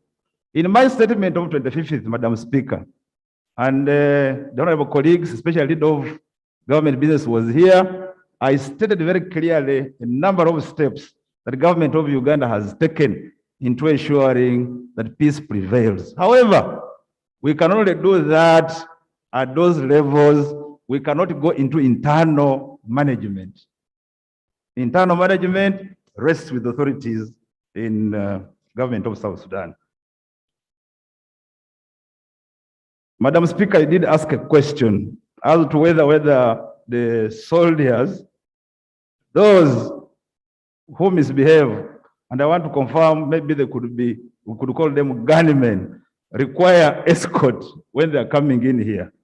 In our engagements with the government of South Sudan, we were told the killers are not government soldiers, but they are unknown gunmen. In my statement here, Madam Speaker, the other day, I did indicate that we have a number of warring factions. Uganda did a lot of efforts to ensuring these factions come together, and recently, under IGAD, to Rome to sign a peace pact. But one faction ran away without signing the peace pact, and that's the one which is extremely irate. Now, we cannot confirm as government of Uganda, but we cannot rely on what we are told and what we are told by the other state. Now, traders within Uganda, and I think unless otherwise informed, have not been attacked. Traders have only been attacked after they have crossed from Uganda to Republic of South Sudan. And like I have said, honorable colleagues, the attacks which happened there, one, Uganda is not responsible. And when I say that, some members may say you don't care, we care a great deal. We care. And we wouldn't want any of them to be attacked. However, it's responsibility of the government of South Sudan. Our concerns have been severally, diplomatically, and bilaterally put to the government of South Sudan and to the regional authority. A honorable member said insecurity has halted humanitarian supplies. And I don't know whether he meant insecurity at the border, in our borders, or within the Republic of South Sudan. But I think if it's within the Republic of South Sudan, like I have said, and I want to reiterate, that is not within our mandate. However, as partner states in the EAC, government is doing all it takes Madam Speaker, even only yesterday, when you ordered us to make this statement, the head of IGAD on peace in South Sudan was here holding a meeting with our president in respect to restoring peace and security in South Sudan. I have had members who have said the minister should have done this, should have done this. I understand your plight, honorable colleagues. But in response, this statement is made in response to the particular question that was addressed.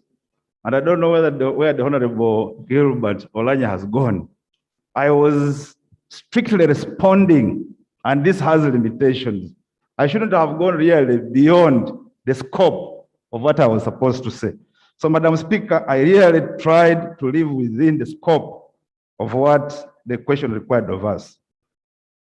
Now, the Honorable Mbwasekamwa said that Uganda is only interested in the repatriation of bodies. That's not true. I have had the honorable colleague saying he has a lot of pain, just like I do, that one of their loved one who was killed, the body wasn't repatriated. Even when you have lost a loved one, you really would like to bury this person. So since this happens in the Republic of South Sudan, and is really very unfortunate, the best government of Uganda can do is negotiate to ensure that this body is retrieved for burial. That's the only consolation that you can have. So it's not true that the government of Uganda is only interested in repatriating bodies. There's not much that we can do other than doing that.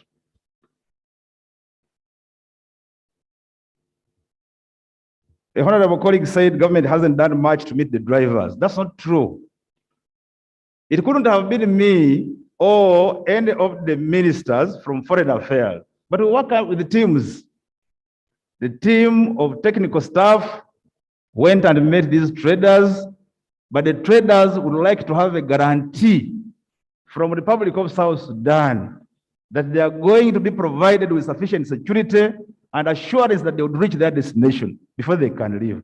Otherwise, meeting them, and I want to answer this one together with the issue that has been raised by Honorable Katuntu and many others on touching on travel warnings. Madam Speaker, on page 3, number 3, Uganda security officers have advised all Ugandans not to proceed to South Sudan without security guarantees. This is not the first time that the government of Uganda is doing this. We have done this and we want to reiterate. And we want to call upon you colleagues that please ask our members of who are engaged in trade not to move because there is instability, there is insecurity where they are going.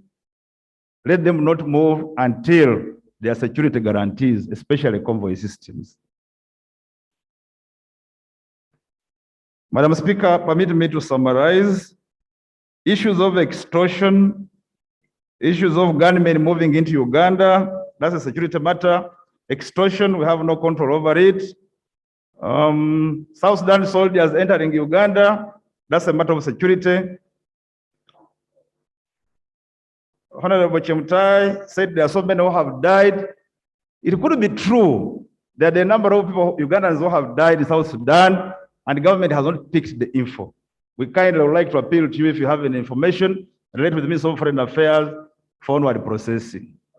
Because Ugandans enter South Sudan through various ways. And like you have had the submission of the Honorable Chief Whip, other Ugandans go through the border with Kenya, others go through the borders with Ethiopia, but they find themselves there. So kindly, we may not be everywhere to find all that is happening there.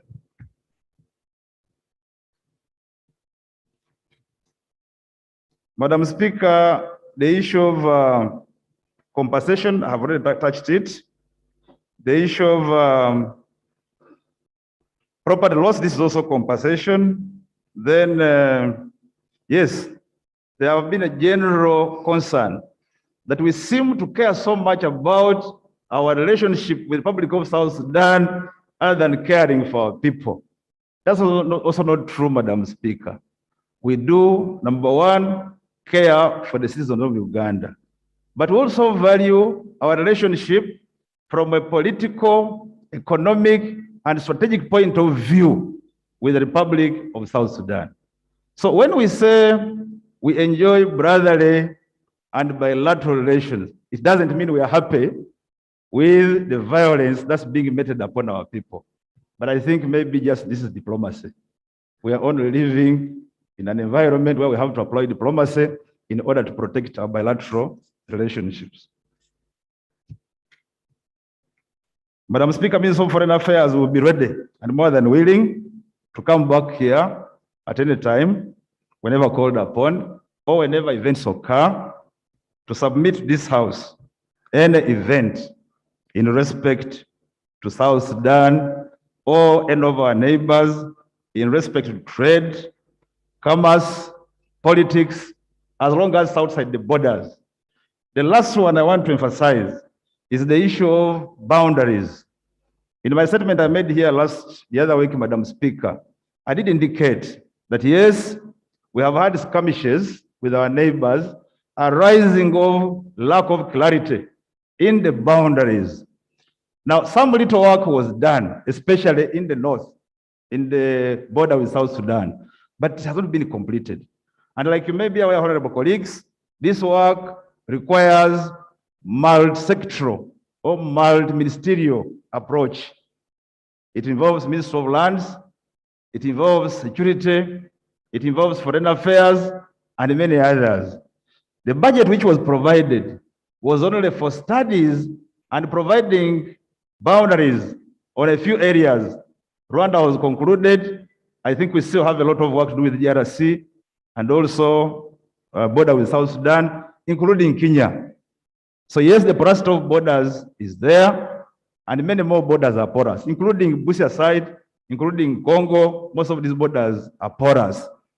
The only thing that we can do is to work together as a region to ensuring peace and cordial relationship prevails amongst and within these nations.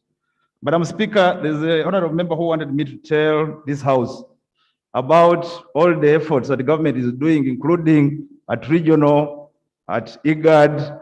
All those were packaged in the last statement, and I want to confirm, indeed, the government of Uganda has gone a long way into engaging at regional, continental, including at UN level.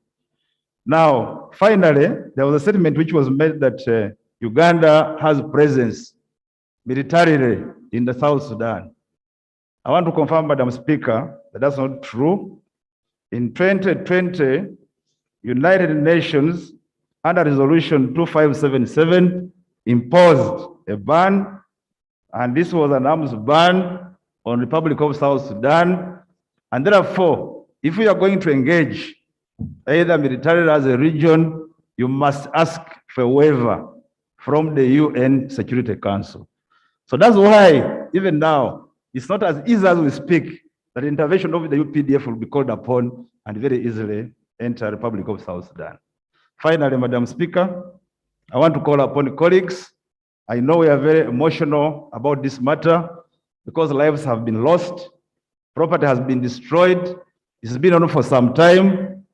I would like to pray that let's not lose heart and let's hesitate from making hasty statements, and sometimes those ones which are undiplomatic, which might cause us diplomatic crisis.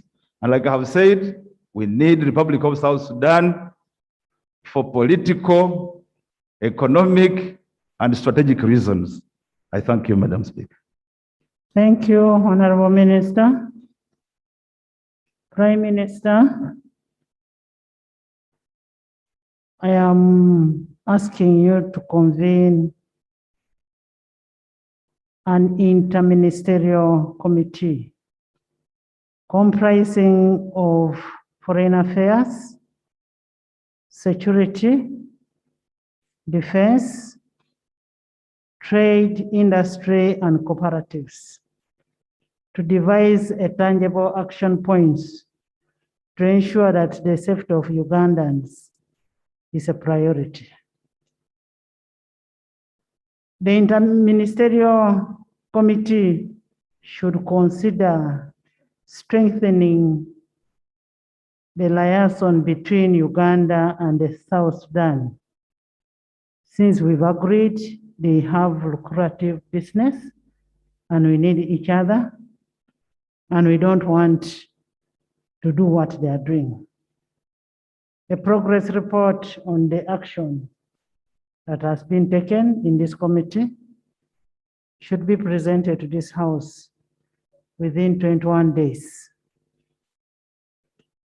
Should be presented to this House within 21 days from today.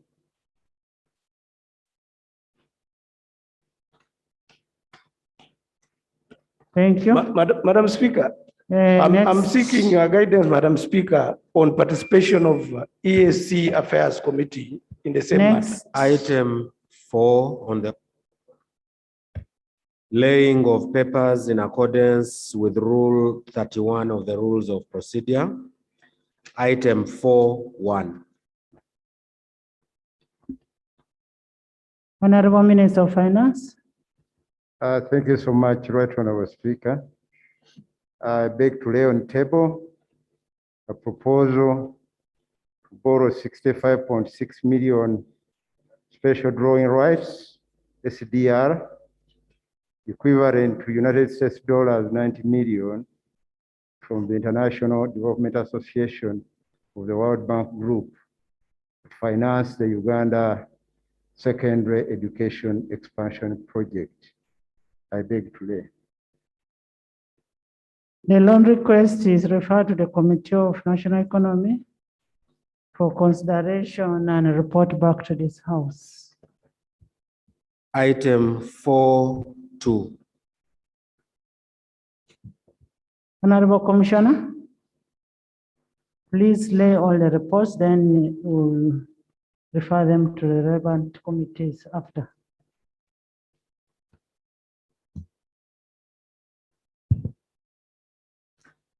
Thank you, Right Honorable Speaker.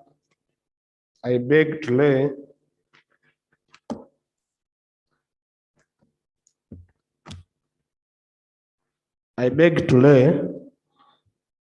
the report of West Division Fort Portal Municipal Council for the year ended 30th June 2015. I beg to lay. I also beg to lay the report of Nyamwamba Division, Kasese Municipal Council for the year that ended 30th, 2015. I beg to lay. I also beg to lay the report for the Central Division, Kasese Municipal Council for the year that ended 30th June 2016. I beg to lay, Right Honorable Speaker. I beg to lay the report for Bulembia Division, Kasese Municipal Council for the year that ended 30th June 2016. I beg to lay. Right Honorable Speaker, I also beg to lay the report for Kabito Sub-County, Bunyangabo District for the year that ended 30th June 2017. I beg to lay. I beg to lay the report for Bihanga Sub-County, Kamwenge District for the year that ended 30th June 2017. I beg to lay. Right Honorable Speaker, I beg to lay the report of Chisomoro Sub-County, Bunyangabo District for the year that ended 30th June 2017. I beg to lay. I also beg to lay the report for Katebwa Sub-County, Bunyangabo District for the year that ended 30th June 2017. I beg to lay. I beg to lay the report for Nombe Sub-County, Ntoroko District for the year that ended 30th June 2017. Right Honorable Speaker, I beg to lay. I also beg to lay the report for Hakibale Sub-County, Kabarole District for the year that ended 30th June 2017. I beg to lay. I also beg to lay the report for Butiti Sub-County, Shenjojo District for the year that ended 30th June 2017. I beg to lay.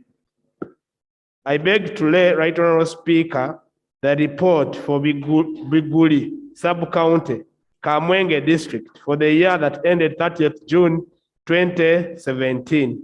I beg to lay. Right Honorable Speaker, I beg to lay the report for Buhuhira Sub-County, Kasese District for the year that ended 30th June 2017. I beg to lay. I beg to lay, Right Honorable Speaker, the report for Hakibale Sub-County, Kabarole District for the year that ended 30th June 2017. I beg to lay. Right Honorable Speaker, I beg to lay the report for Rebisengo Sub-County, Toroko District for the year that ended 30th June 2017. I beg to lay. Right Honorable Speaker, I beg to lay that the report on research training mentoring program for career development to the faculty in medical education partnership initiative institutions at Makerere University College of Health Sciences for the years that ended 31st, 2017 and 2018. I beg to lay. I beg to lay. Thank you, Commissioner. All these reports. The reports of the Auditor General on the sub-counties are referred to Public Accounts Committee, that's local government. While the report on nature research training is referred to Public Accounts Committee, Central. Item 5, motion for adoption of the report of the Parliamentary Task Force on the national COVID-19 response. Members, as you will recall, we had adjourned the debate on this matter pending a response from government. I have been informed the Minister of Health has responded to the report of the task force, and I will therefore invite her to present the report. However, before she presents the report, Honorable Katuntu had asked for 10 minutes to make a summary. I don't know if he still needs that 10 minutes, but if he doesn't need, then the Honorable Minister. Yes. Thank you very much, Right Honorable Speaker. Now we are ready to listen to the reply for the response of the Minister. After the Honorable Minister has presented, then we will put the report to debate. Honorable Minister of Health, we are anxiously waiting to hear from you.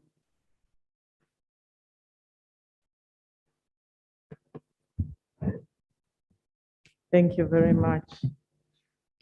Right Honorable Speaker.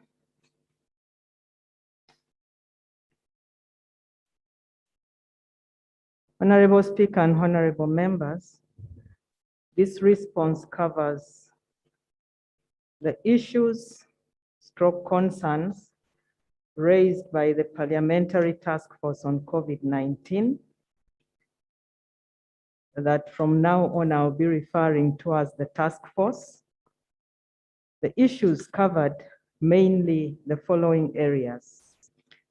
There were matters of budget, expenditure, COVID-19 plan and accountabilities. 2, procurement and distribution of community fabric masks.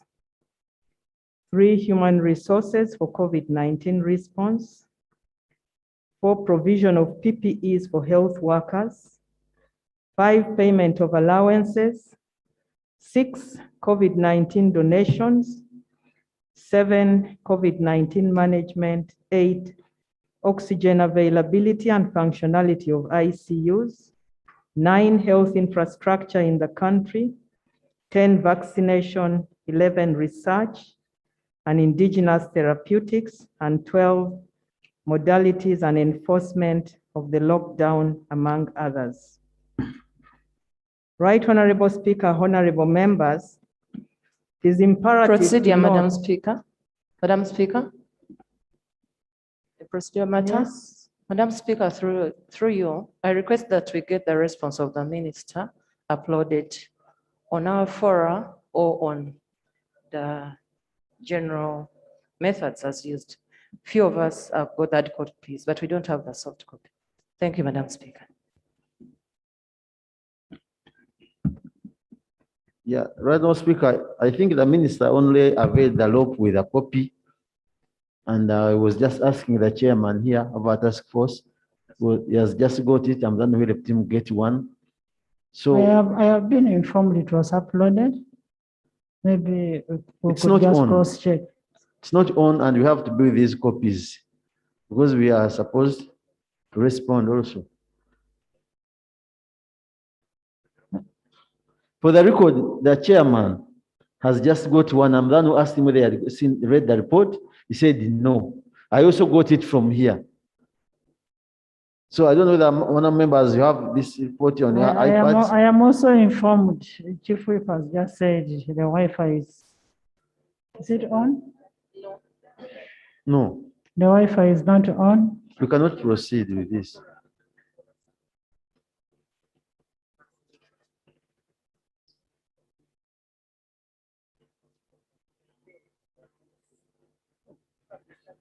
And Members, Madam Speaker, Members. Madam Speaker, our iPads. the Honorable Minister gave the document to our secretariat, and I think it is a problem of the Wi-Fi and data. She could go ahead and read. Madam Speaker, with your indulgence, we need the copies of this report for members. Because I know it's I have it here, I've not read it, but that's what the rules say. And we can go for other business. I appreciate what the rules say. I do appreciate. But the mistake is not for the minister. It is our internal mistake. Proceed, No, Madam Speaker, the minister is not new in this house, and let us not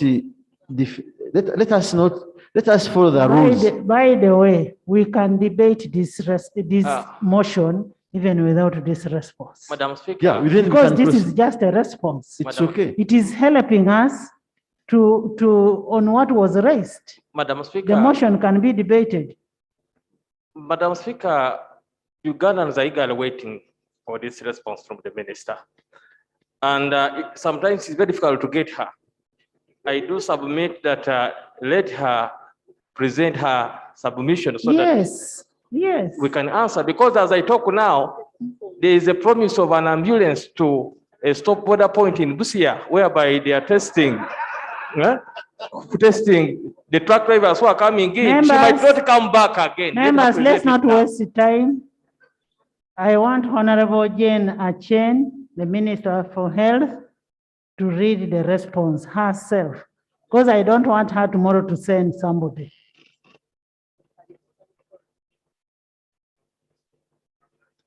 Thank you, Right Honorable Speaker.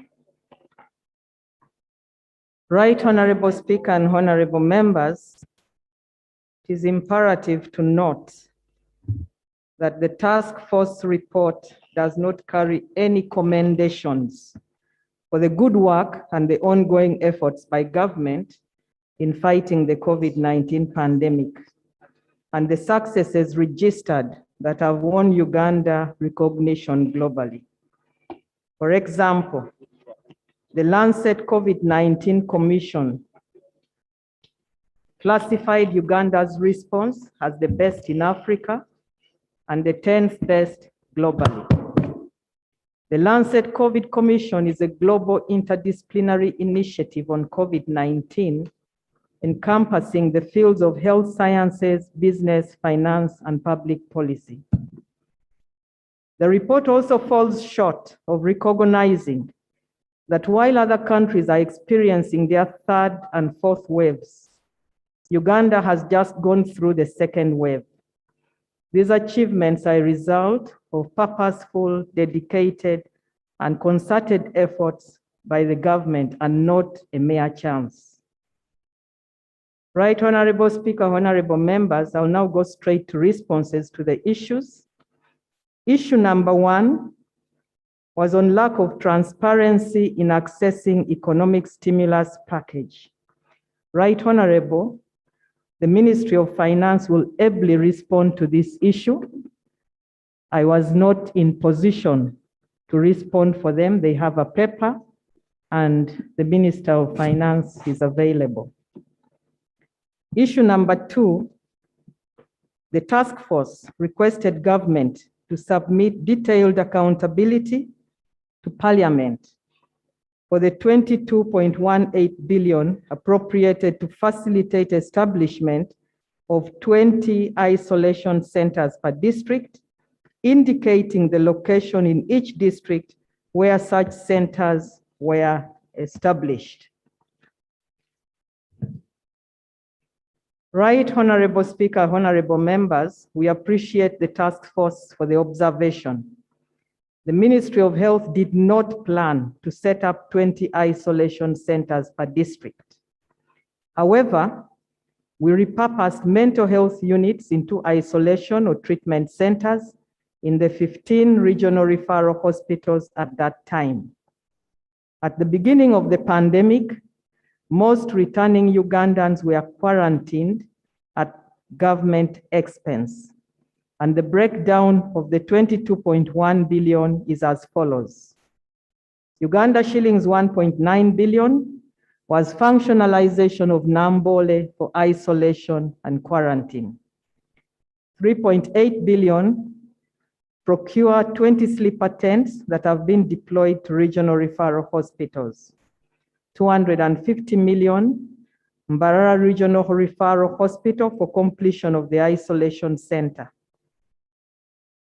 4.61 billion for quarantine centers, and this covered meals, cleaning, security, and mattresses in institutional quarantines in Isamizi, Kabanyoro, Mulago Paramedical School. Uganda shillings 11.56 billion paid for hotel quarantines for returnees who were unable to meet quarantine bills. Issue number 3, discrepancies in COVID-19 expenditure.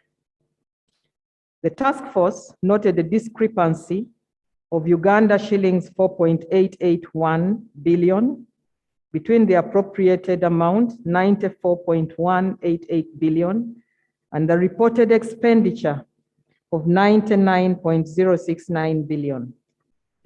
The ministry should explain. Right, Honorable Speaker and honorable members, during the financial year 2019-2020, the ministry received a supplementary budget allocation of Uganda shillings 96.744 billion for various COVID-19 response activities under the Ministry of Health for 2019-20. By closure of the financial year, Uganda shillings 94.799 billion had been spent on various activities, and this is attached as Annex 1A. The unspent balance of Uganda shillings 1.944 billion was returned to the consolidated fund. The discrepancy as noted by the task force is correct, and the ministry has reconciled its position to reflect the actual expenditure as attached in Annex 1B. Issue number 4, discrepancy in purchase and nationwide distribution of fabric masks. The minister should explain the observed discrepancy arising from her report titled Update to the Parliamentary Task Force on COVID-19 in Uganda, dated 7th July 2021, and the one titled Accountability for Government of Uganda COVID-19 Funding to Ministry of Health, dated March 2020 to June 2021. Right, Honorable Speaker, it is indeed true. The ministry spent 90.9 billion to procure 37,916,250 million masks. The observed shortfall of 1,214,202,000 masks was due to additional masks distributed to the districts due to discrepancies in the projected population figures from UBOS and the actual population figures. And this is attached as Annex 2. Issue number 5, donations towards COVID-19 response. The task force raised concern over the insistence by Ministry of Finance, Planning and Economic Development that tax obligations relating to the 282 pickup vehicles procured out of cash donations from the public be met by the Ministry of Health. They recommended government to urgently resolve the matter. Right, Honorable Speaker, honorable members, I'm happy to report that the taxes have been cleared and the vehicles have been released for distribution.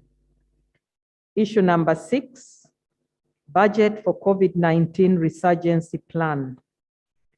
The ministry acknowledges the recommendation and will work with Ministry of Finance and other stakeholders to harmonize and come up with a realistic COVID-19 plan as recommended in the report. Issue number 7, external financing to Ministry of Health for COVID-19 response. The task force asserted that there is a likelihood that funds from partners and those from government could have been used to fund the same activities. Right, Honorable Speaker, the Parliamentary Committee on COVID-19 Response observation that partners supported the response is true. The COVID-19 response plans were developed and jointly implemented with partners. Hence, there is no room for duplication. Support from partners is largely in kind or off-budget support, and we remain grateful. Therefore, it is not true that the Ministry of Health applied the partners' resources and those from government of Uganda to fund the same items and activities.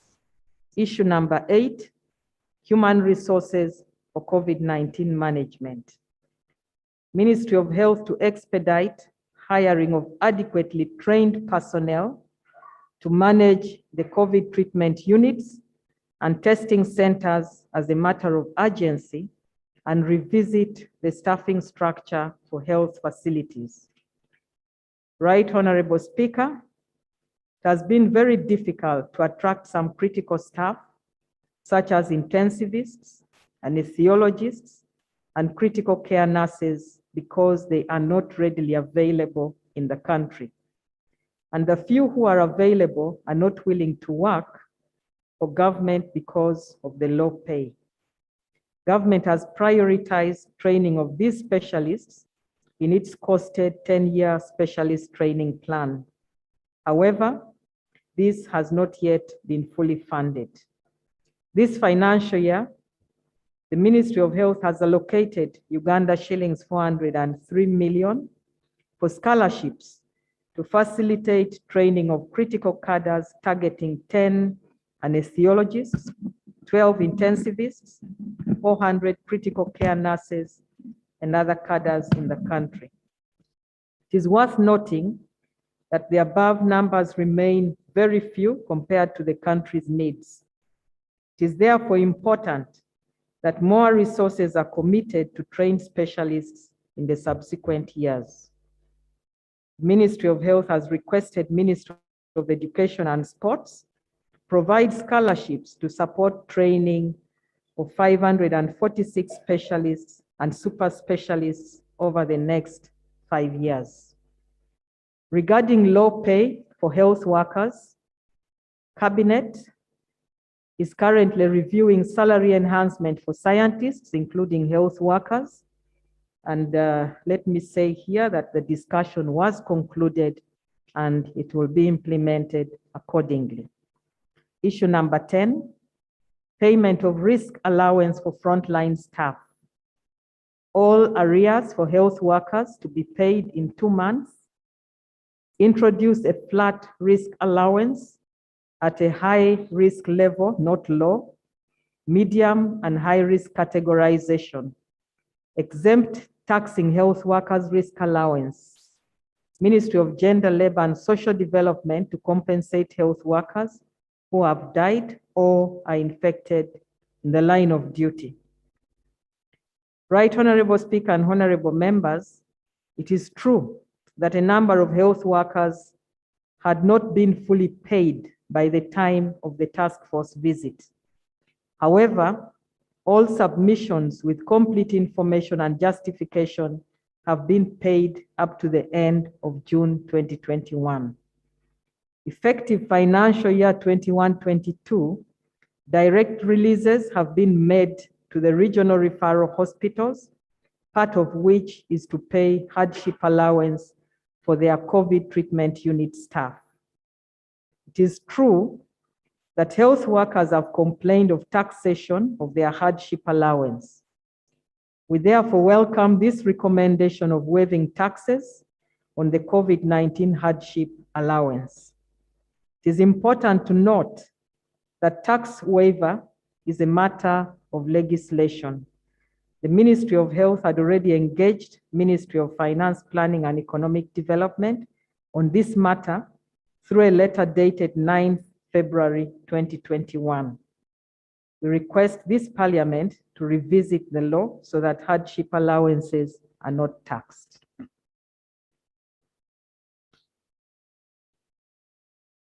On recommendation regarding a single spine hardship allowance was not part of the duty facilitating allowances in the public service until when COVID-19 struck the country.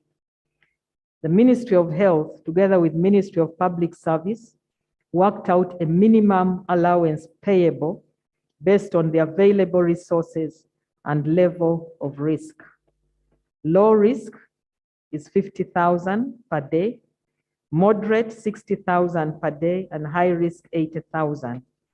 The variations in payment of hardship allowance were based on level of risk as stipulated in the letter dated 23rd April 2020 from the Permanent Secretary, Ministry of Public Service. It is therefore not justified to pay all staff a flat rate. Issue number 11, personal protective equipment and infection control.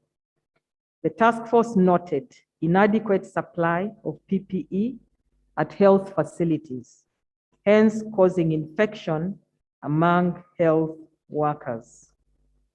Right, Honorable Speaker and honorable members, it should be noted that the pandemic significantly increased the demand for PPEs, and this includes gloves, coveralls, masks, goggles, face shields, head caps, gumboots, aprons, and gowns. Government and partners have continuously provided PPEs for daily use to all health facilities.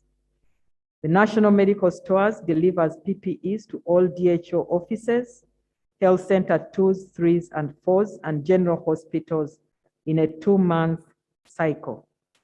Supplies are distributed directly to regional and national referral hospitals. Each level of service delivery requires different kinds of PPEs depending on the level of risk of infection, and quantification is done accordingly. At the lower levels, that is health center 3, 4, and general hospitals, gloves, masks, and aprons are required. Only the isolation facilities in the regional and national referral hospitals for treatment of severe and critically ill patients, the laboratory and ambulance staff require the full set of PPE, which is gloves, coveralls, masks, goggles, face shields, head caps, gumboots, aprons, and gowns. Health workers carrying out surveillance and sample removal require goggles, face shields, aprons, gloves, and masks. A summary of the quantification of PPE required on a monthly basis during the COVID-19 response is as shown in the table below. Right Honorable Speaker, I request that I don't go through the table since it is provided. It is important to note that PPEs are consumable items. Procedure. Right Honorable Speaker, the Right Honorable Minister knows that we do not have a copy. Put on your mask and check your email. Because I'm also looking at, I'm reading from my mail. Oh, I was not informed that the copy has arrived on our mails, and I was speaking from that point. 3 hours back, they were uploaded.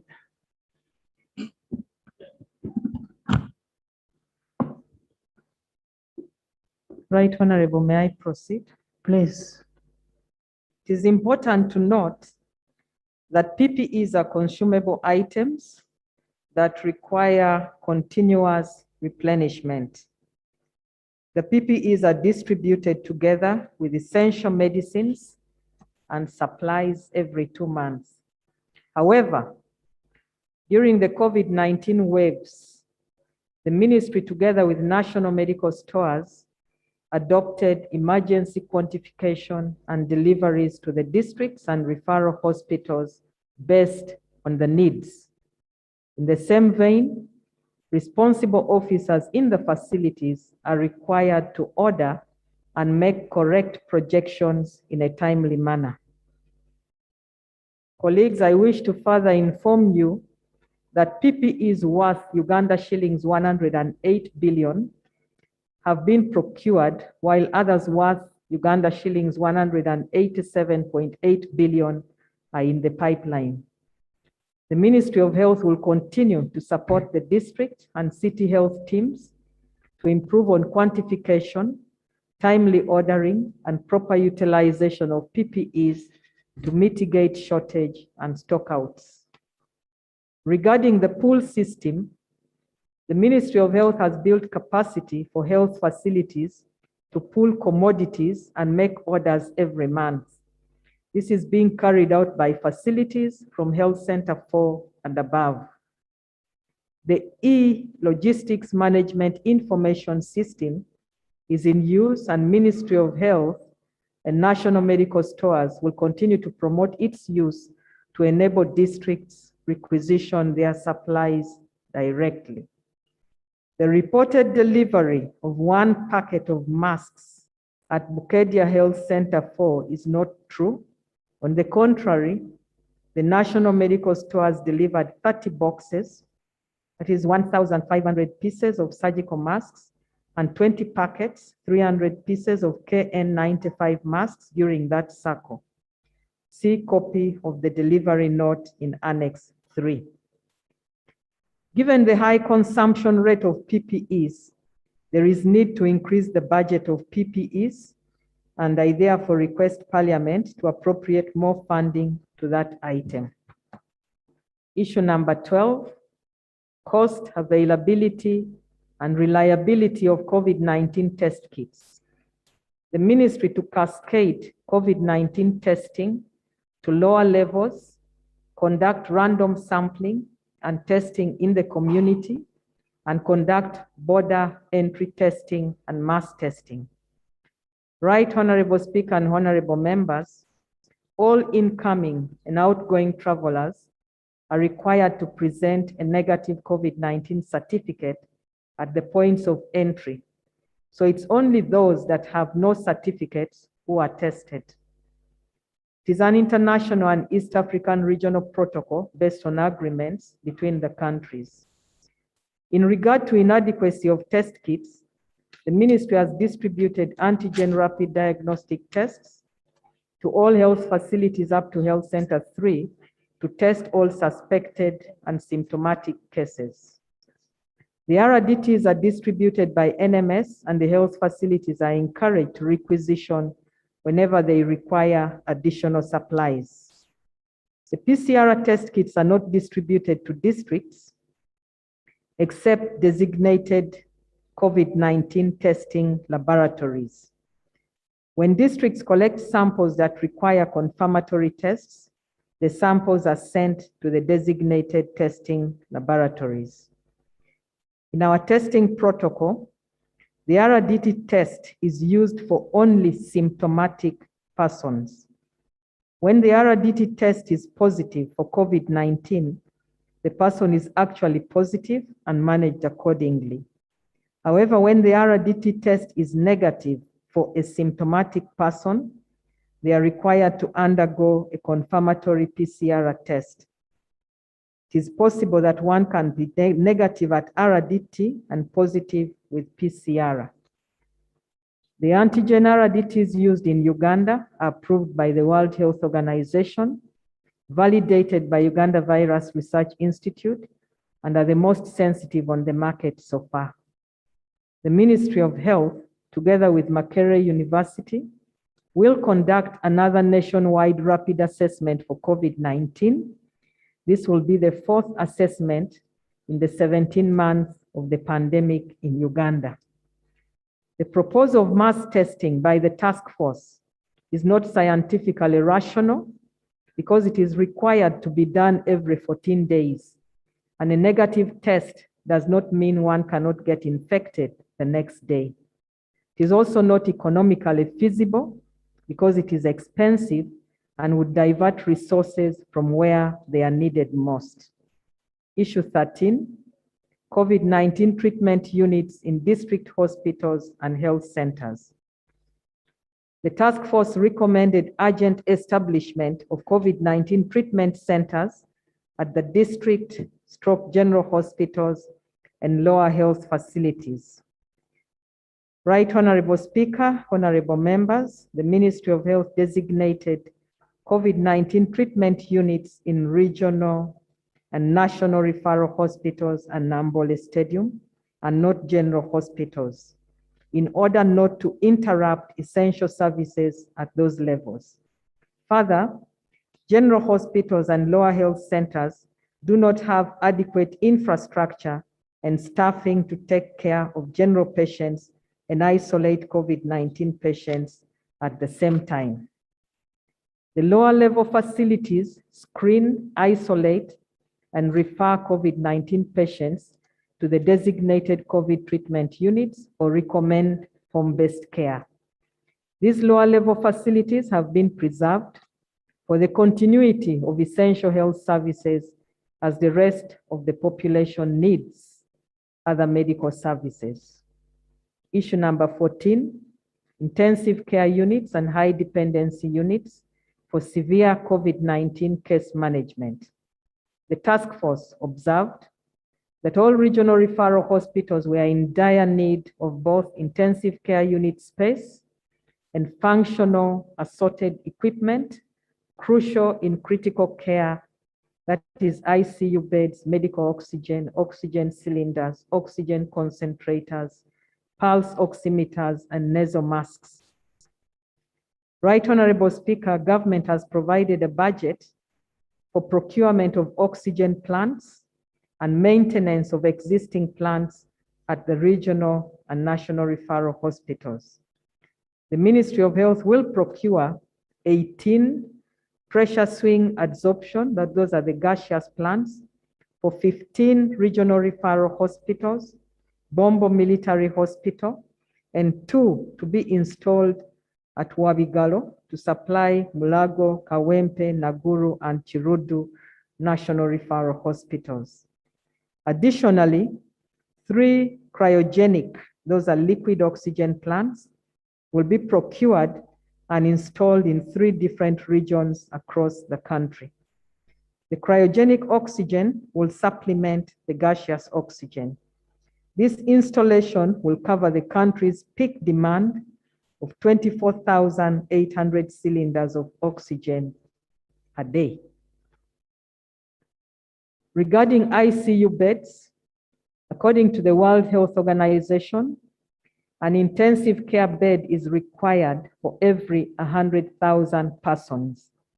Therefore, Uganda would require 420 intensive care unit beds for 42 million population.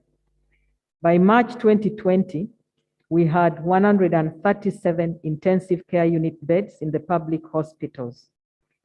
To address the high need of intensive care unit bed requirement for COVID-19 severe cases, additional 143 intensive care unit beds with accessories were procured and installed in all regional referral hospitals. This brings the total ICU bed capacity to 280, which is only 66% of the need. However, some of the intensive care unit beds are not fully functional due to lack of space and specialists. Funds have been provided for remodeling Masaka, Mbale, Jinja, Mubende regional referral hospitals and Bombo Military Hospital intensive care units, and works are currently ongoing. Further, the Ministry of Health budgeted for construction of intensive care buildings in the rest of the regional referral hospitals. Funds will be released in Q2 of this financial year. In addition, the ministry will continue to support the training of anesthesiologists, intensivists, and intensive care nurses to fully functionalize the intensive care units. In the interim, the ministry has conducted in-service training for 402 nurses in critical care to support intensive care units in the country. In order to attract and retain these critical cadres, government has approved enhanced salaries for scientists. Issue number 15, the ambulance system. The task force recommended the functionalization of the ambulance system in the country within 6 months of adoption of this report. Right Honorable Speaker and honorable members,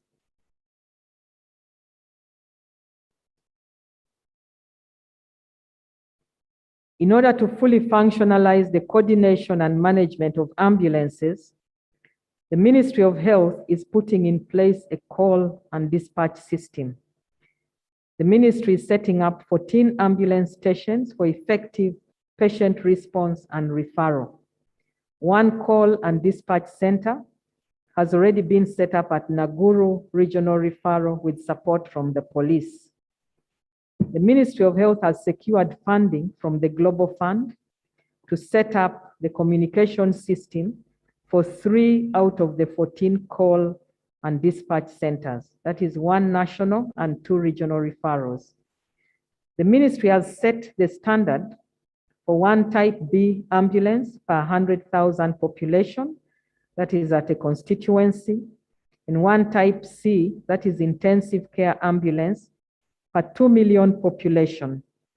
A total of 14 boat ambulances have been ordered and 7 have been received. The remaining 7 will arrive at the end of September 2021. The long-term plan is to procure 5 aeromedical type C ambulances. The country requires 460 ambulances, 430 type B and 30 type C, as is indicated in the table. And Right Honorable Speaker, I request not to go through the table to save time. Between 2019 and 2021, the country acquired 116 ambulances, 101 type B and 5 type C, and plans to acquire another 33 type B ambulances in 2021-2022 financial year, leaving a deficit of 311 ambulances. The list down there is a distribution list of both ambulances, 7 that are in the country and 7 to be delivered by September 2021. And the beneficiaries include Kalangala District, Buvuma District, Amolata, Jinja, Mayuge, Mukono, Namaingo, Serere, Kumi, Bulisa, Chikube, Moyo, Kabale, and one will be retained by the national medical stores for distribution of essential medicines and supplies. The emergency medical services strategy is not fully funded, and the Ministry of Health submitted the funding gap of Uganda shillings 22 billion required for a phased establishment of the national ambulance system in the Ministerial Policy Statement 2021-2022. It was taken as an unfunded priority. The ministry has developed ambulance standards which have been issued to guide operationalization of both public and private ambulances. Funds to support purchase of fuel, servicing and repair of ambulances across the country. Government has in Q1 of this financial year allocated Uganda shillings 6.8 billion from the COVID-19 supplementary budget to run the ambulances. This will cover fuel, service, repair, decontamination, and allowance for the ambulance teams. Issue number 16, home-based care strategy for case management.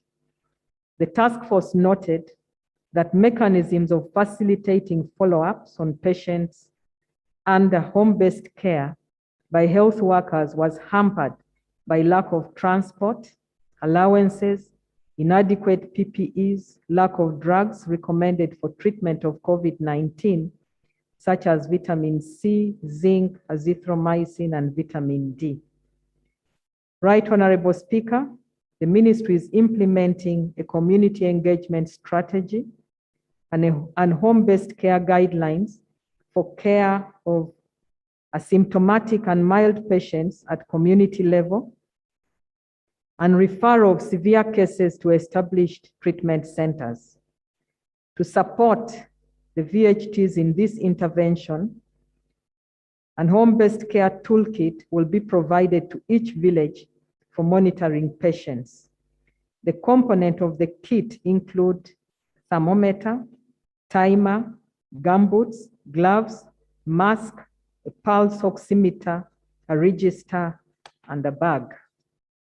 Government has released Uganda shillings 20 billion in Q1 for procurement of the home-based care toolkit, and the process is ongoing.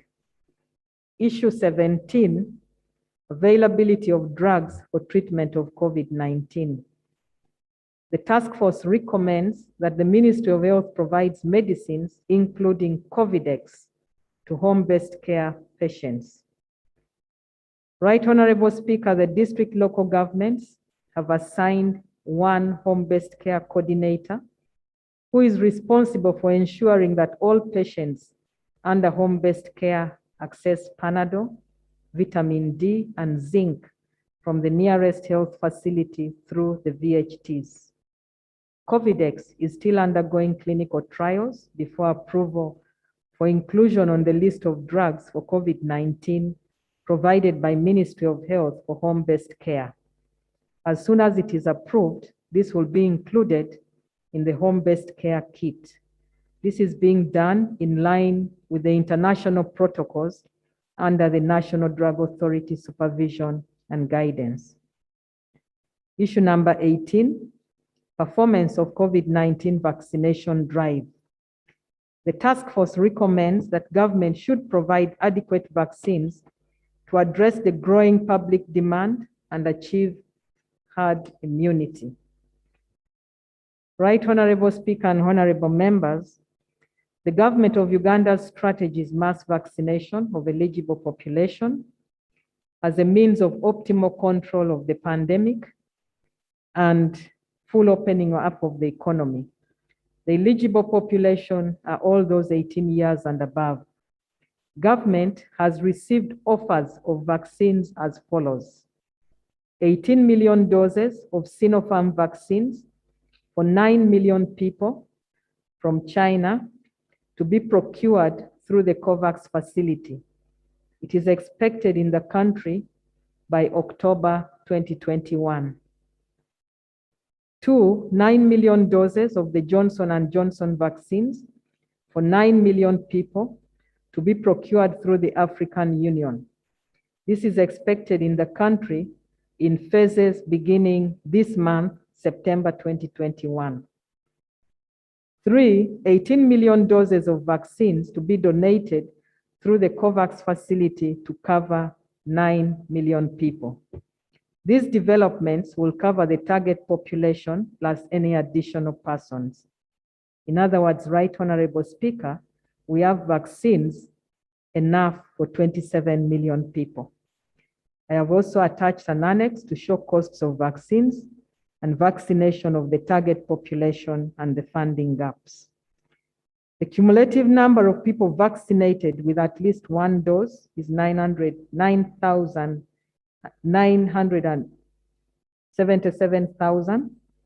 and the table shows the uptake of vaccines as of August 30th, 2021. I will not go through the table. Issue number 19, impact of COVID-19 on other essential health services. The task force recommended that mental health services should be reinstated at the regional referral hospitals and provide resources for construction of isolation centers at regional referral hospitals, general hospitals, and health center FOS. Right Honorable Speaker, mental health services are amongst the essential health services prioritized during the COVID-19 response, and psychosocial support and counseling is ongoing for those affected. The Ministry of Health designated the mental health units as COVID-19 isolation facilities at the regional referrals as a temporary measure since they had the most appropriate infrastructure for the purpose at that time. All regional referral hospitals were directed to identify an alternative space to ensure continuity of mental health services, as it was envisaged that the pandemic was going to be controlled within a short time. Gulu, Mbarara, and Fort Portal regional referrals did not use their mental health units as COVID treatment units. The other regional referral hospitals found alternative spaces to ensure continuity of provision of mental health services. The construction of the standalone isolation facilities will be considered in the long run as funds become available. The National Isolation Facility at Entebbe is complete and ready for use, while the one at Mulago is near completion. Issue 20, utilization of resources appropriated for COVID-19 response in the first wave. The task force recommended that allocation of resources for management of COVID-19 to districts should be based on their peculiarity for equity. Right Honorable Speaker, honorable members, the ministry agrees with the recommendation from the task force. Indeed, the ministry provided guidance to the Ministry of Local Government to this effect. Guidance was based on the district size, location of the district at the border, population size, and burden of disease. Issue 21, complementary role of the private sector. The task force recommended that government should support rural private not-for-profit facilities in the fight against COVID-19 with human resource and consumables. Right Honorable Speaker, honorable members, as government policy and strategy, Ministry of Health supports the PNFPs with essential medicines and supplies and primary health care grants. In addition, Ministry of Health seconds human resources to the private not-for-profit facilities. Issue 22, little attention accorded to the islands. The task force recommended setting up COVID-19 treatment units at islands since they cannot easily travel to the regional referrals. Right Honorable Speaker, plans are underway to set up COVID treatment units in the districts of Buvuma and Kalangala. In conclusion, the ministry would like to appreciate the Parliamentary Task Force on COVID-19 for the observations and recommendations. Through a multi-sector approach, recommendations are being reviewed and will be addressed accordingly. I thank you. Beg to submit. Thank you, Honorable Minister. Yes.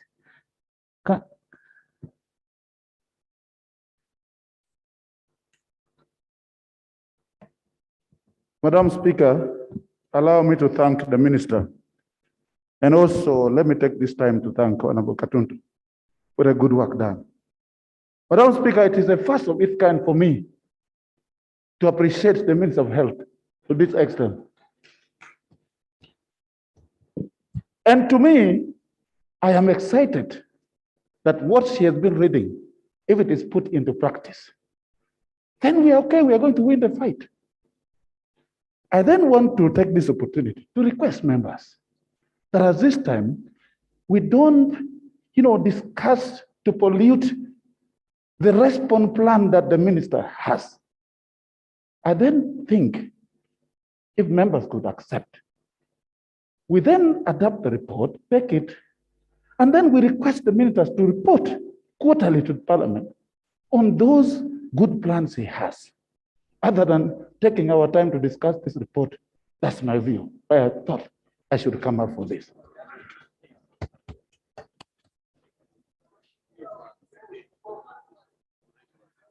Honorable,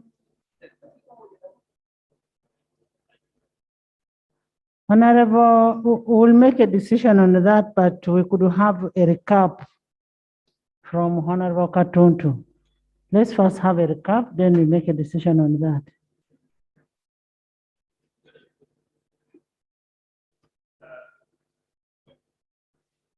Thank you, Right Honorable Speaker.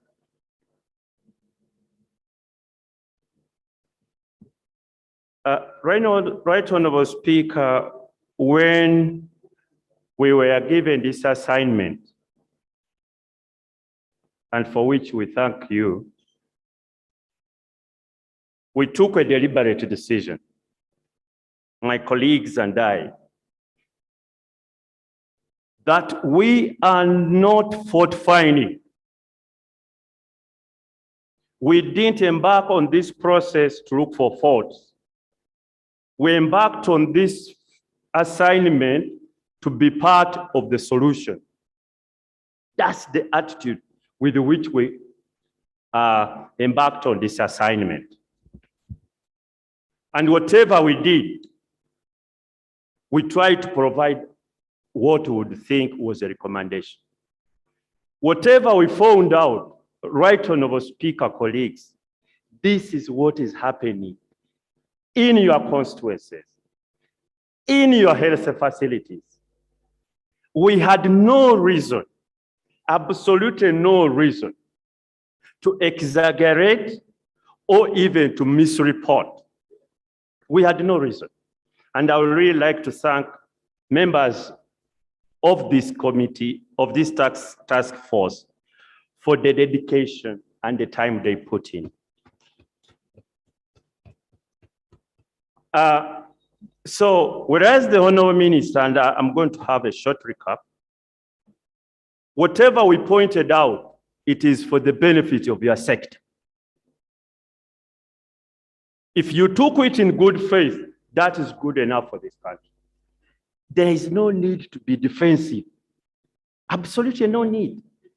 These are challenges which the sector has.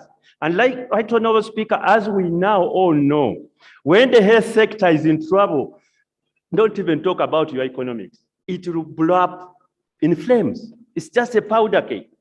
With this pandemic, schools were closed, business were closed. So until we have enough resources and make correct investment, we will soon be in another problem. And yet, Right Honorable Speaker, this pandemic, we can't say that it's all over. Let me now do a short recap. The first one was accountability, and the Right Honorable Speaker, the minister didn't dwell so much on the issues of accountability. We did point out that we have so far spent close to 4.3 trillion shillings You just tell me, you are Ugandans. When did we ever as a country spend that sort of money? In 15 months. This is the first time. This is the first time.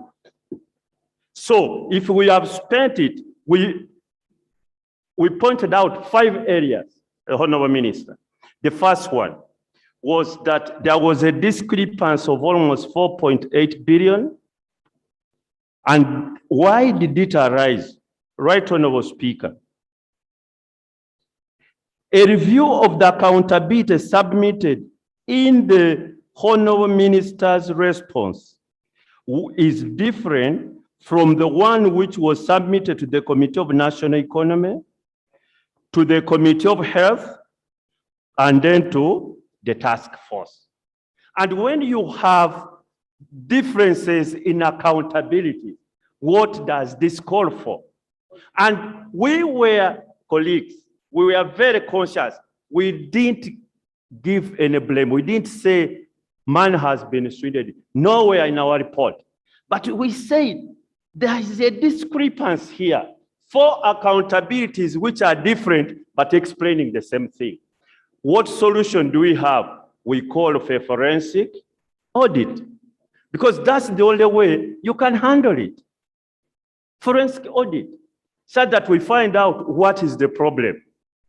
If you've given me 50 shillings and I account to person differently, same money, I account to another person differently, same money, and I account to another person differently, it would call for some other person to look at these accountabilities. And we wanted a professional, not even politicians like us to go into the nitty-gritties, but a profession to do what we call a forensic audit, meaning you audit shilling by shilling. So that is what we recommended. Right, Honorable Speaker, there was another issue on also on accountability. It was the discrepancy in the figures of masks and purchases. True, we had again different accountabilities. And one aspect was missing in some other accountability. And the minister noticed it that actually the discrepancy exists. How do we resolve it? Other than a forensic audit. Because the minister is even saying actually what the committee noted was correct. There was a what? A discrepancy. On matters of accountability, once there is a discrepancy, it goes for an audit. Because I don't want to say because we didn't say we are right, but we are noting out the difference, what the minister gave in different places. And it goes on and on and on. So I do think that the issue of audit, we all take it in good faith. And indeed, Honorable Minister, because we all read the press, there are wide allegations, some from people who are not informed, some from people in bad faith, alleging so and so is a thief and so on. The only way to sort out this mess is by having a proper forensic audit, and we keep this thing at rest. So I request the Honorable Minister to agree with the committee, like she has agreed with the committee on many, many other aspects, to have a forensic audit. Let us go to issues like some of those, Honorable Minister, you are raising details which you never gave us. We are seeing here for the first time. Because what we did after Right Honorable Speaker, we came out with the report. We invited the minister and said, this is what we found out. What do you say? And she gave a response. Some of what we are seeing now, she never gave us. We are seeing them for the what? For the first time. And we don't want to go into the debate and so on. What we think, if it was in good faith, we don't have any problem because we see there's some progress. Let me give you the issue about the intensive care units. When you read the minister's statement, it sort of shows that everything is okay, which is not true. Because how many ICUs are functional? They are not functional for 2 reasons. One, And the minister, this we are trying to help you so that you have functional ICUs. There is no staff. So even if you have an ICU without staff, that is no ICU. It is some white elephant because it is not operational. Some were bought, but there is no physical structure to install them. And instead, they are working as HDUs. These days, I now know these terms of ICU, HDUs. The high dependency units for colleagues who are the other doctors. We used to call ourselves doctors. The other doctors, not the medical doctors. So some of the ICU, which are very expensive, are lying unutilized. Why? They are no specialists. That's why Honorable Gorobi, he's even walked away. He should be here to say we want money to have these ICUs operationalized. Because we've already spent money. On the ICU alone, honorable colleagues, I think you spent close to 38 billion, 56 or something, and they are not operational. There are things, right, Honorable Speaker, in the whole of northern Uganda, you only have one facility with you call it a CT scan. Only one. The one, it was just even being installed in a place called Atapara in Oyam. Not so. So just imagine if you have an accident today, the first thing you should be going through is a CT scan and so on. And you have an entire region, you people from northern Uganda, entire region, CT scan. So what we are raising are issues affecting our own people and issues affecting the Honorable Achenyi sector.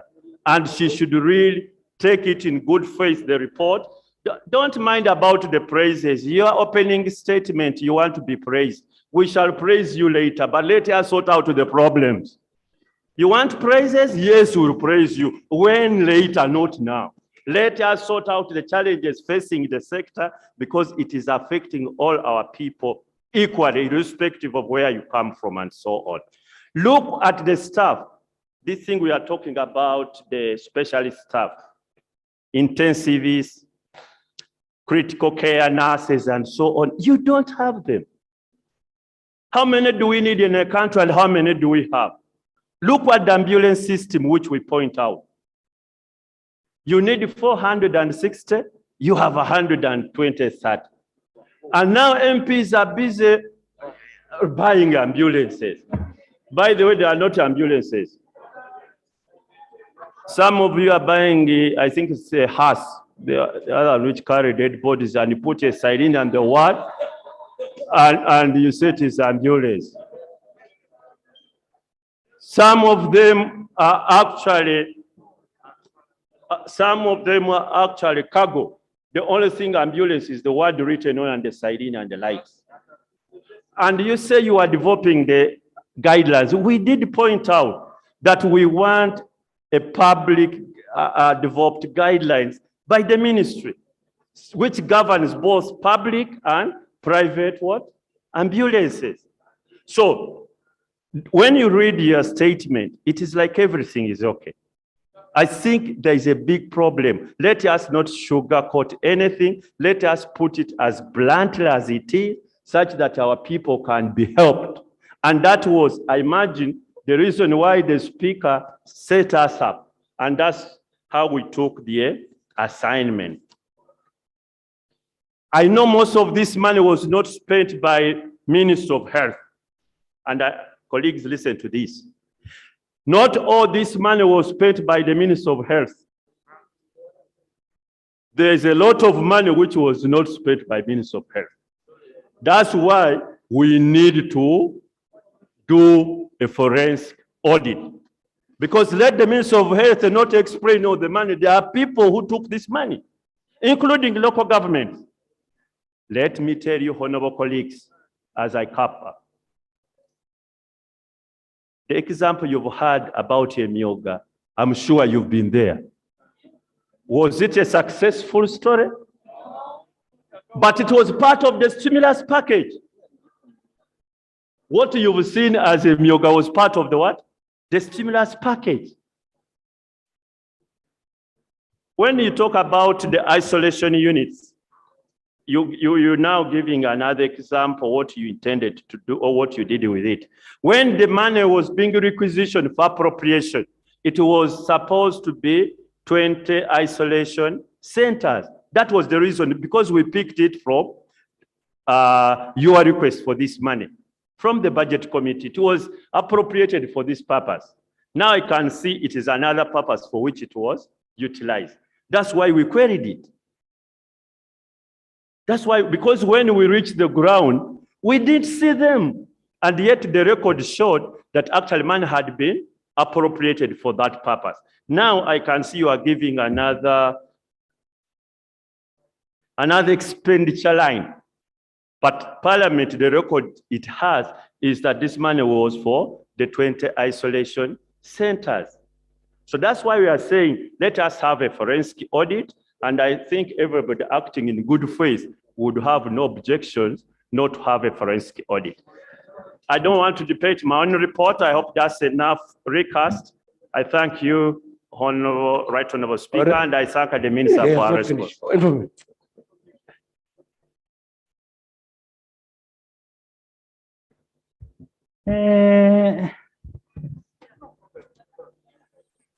I can see members are ready for a debate. You've been waiting for it. Nobody should talk about the time. Nobody should talk about the time. Shadow Minister. Yeah, thank you very much, Right Honorable Speaker. After listening to the humble statement made by the Honorable Minister of Health, I right away consulted the World Health Organization site to actually know the position of Uganda in relation to other countries. Order. Honorable members. Madam Speaker, order.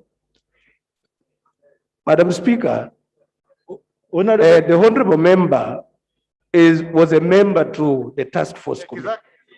And yet now he is again debating his own report. I'm speaking as the Shadow Minister of Health.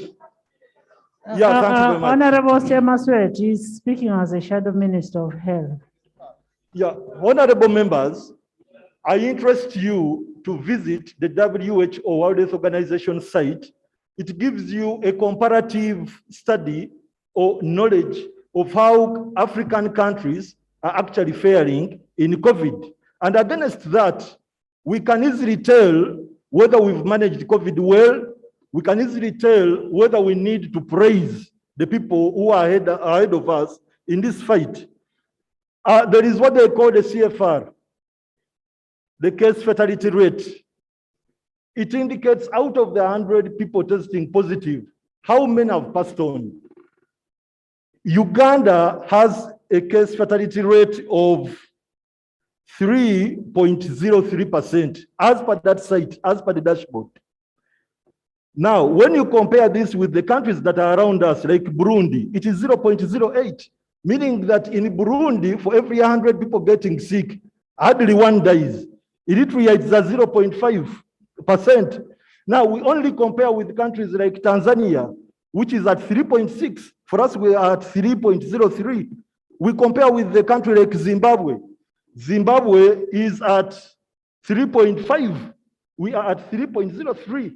So, truthfully told, we need to open up the discussion on COVID management. At the moment, we don't need to praise anybody. We don't need to praise anybody. Kenya is at 2%, Rwanda 1.2%, Central African Republic, with the security issues that we do here, is at 0.9%. Even Sudan, Southern Sudan, is at 1%. We are at 3%. Now, this prompts us to make inquiries into some of the things that are indicated in the report. Home-based care, the report indicated to us that time that patients under home-based care are not receiving treatment. No wonder we are losing many of the patients who are testing positive in comparison with countries around us. I've only seen two countries that we are doing better than. I've seen Zimbabwe and I've also seen Tanzania. Otherwise, the rest of the countries are largely doing better than us. PPEs, the report indicated that there are very few PPEs in these facilities, and as such, medics are contracting the disease. The report indicated how Serere, a health center in Serere, health center 4, all the midwives had contracted COVID.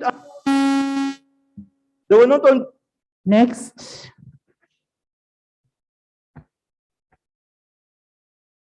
Members, I am giving each one 2 minutes, and I'm only giving 10 people to talk. Since a forensic audit, we've agreed we must do a forensic audit. And the discrepancies where the minister does not agree with the report, will extract what is in the minister's response to be sent to the committee of the sectoral committee of health. So, Macho. Madam Speaker. Macho, you have spoken. Give your neighbor. Madam Speaker, I'm from the border, Madam Speaker. I am from the border, Madam Speaker. Now, the lady behind. Cross-border Thank you. issues, Madam Speaker. Madam, it is me. Lillian, that's Lillian? Yes. Okay, Lillian, then you. Thank you, Right Honorable I'm only Speaker. giving those who have not spoken. I'm called Papa Lillian Obiale, Woman MP, Arua District. Right Honorable Speaker, I want to appreciate the Minister for Health for the report, but also the team that went to discover facts. I want to bring two issues. One is on the complementary role of the private hospitals in our localities. I come from Arua District, and Arua District now does not have a hospital. We have a private hospital that is religious-based. I want to report here that that hospital does not have staffs deployed by Ministry of Health. There were staff deployed there, but they were withdrawn around 2 years ago. And this is a district that does not even have a health center for. So on that note, I request the ministry to check case by case that not all these private hospitals are supported by the ministry. One other thing is about the referral hospitals. We realized that the regional referral hospitals have so much allegiance to the central or to the ministry.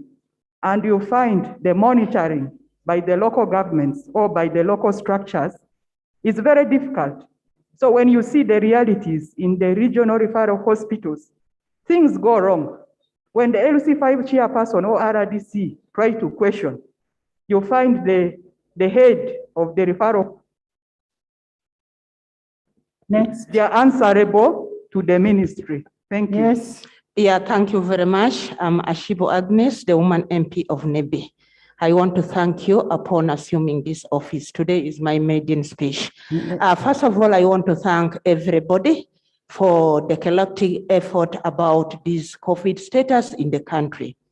I heard very well the report by the minister, and in particular, I'm referring to the allocation of funds to the regional hospitals.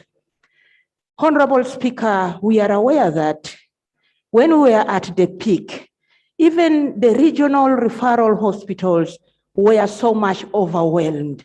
And when we look at the distance of some of these regional hospitals, you find they are far apart from other areas or other districts. And therefore we find these COVID cases were being even handled in these other hospitals, even health center 4s, even health center 3s were struggling with COVID patients. I therefore appeal to the relevant ministry to give some little money to these hospitals that are also trying to handle COVID cases in the region. Because I had seen even some of these patients, when they are being referred to the regional hospital in Arua, the patients preferred dying in their home hospital. I submit. Thank you. Thank you, Right you'll Honorable speak after. Speaker. I'm Natongo Fortunate Rose, the woman MP Chotera, and the Shadow Minister for Gender. Right Honorable Speaker, I've carefully listened to the report of the Health Minister, and we are all aware that if the country is to be hit by another COVID wave, our hospitals, the regional referral hospitals, may not be able to have the capacity to handle all of us. Right Honorable Speaker, the issue of home-based care is very pertinent. The Honorable Minister has not indicated facilitation for VHTs. We are well aware that the VHTs have been given 150,000. That is for 3 months. However, she has not indicated, is this the facilitation to handle COVID cases, more so under home-based care? Secondly, Right Honorable Speaker, the issue of water ambulances. They have been indicated to be given to the islands. However, in Chotera, Right Honorable Speaker, we have a sub-county of Nangoma. It's totally isolated because it's beyond the waters, and there is no any means of transport that can help them cross to Kasensero. So we request the minister to put Nangoma under consideration because they've been totally isolated and they have no health facilities that can help them access the health care. Thank you. Atikins. Thank you very much, Madam Speaker. First of all, I want to thank you for deploying the committee and also the committee for doing a good job.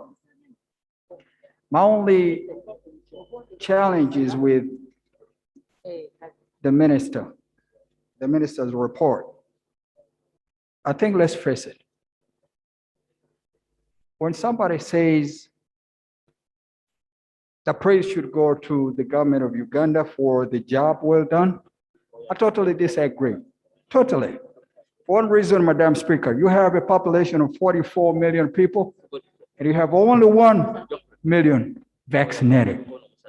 And you think we are surviving today because of your good job? No, Madam, because of the grace of God. And I want to believe that. We are at the mercy of God, not the government of Uganda, because we would be having 44 million Ugandans vaccinated already. Ask Indians, our brothers and sisters in India, where we get the vaccine, mass graves. No vaccine here. We don't have the mass grave. So what does that mean? Grace of God, not you. Honorable Atikins, if Honorable Semuju was here, he would actually tell you Mulago is the best hospital. It was not God that saved his patient, it was Mulago. Of course, with the God. Okay, now, Madam Speaker, making my observation. You have a country that suddenly wakes up, you find yourself in a hospital, and then no oxygen. Not enough oxygen. Mercy of God, grace of the Almighty Allah. But my point is now, Madam Speaker, I totally agree with the committee that you put in place. We need accountability, thorough, in-depth accountability for these funds. And I'm wondering why, Madam Speaker, we're restricting ourselves to Information. Donations. Can we look at grants? Can we look at the loans? Can we look at the supplementary? The committee. Can we look at the supplementary?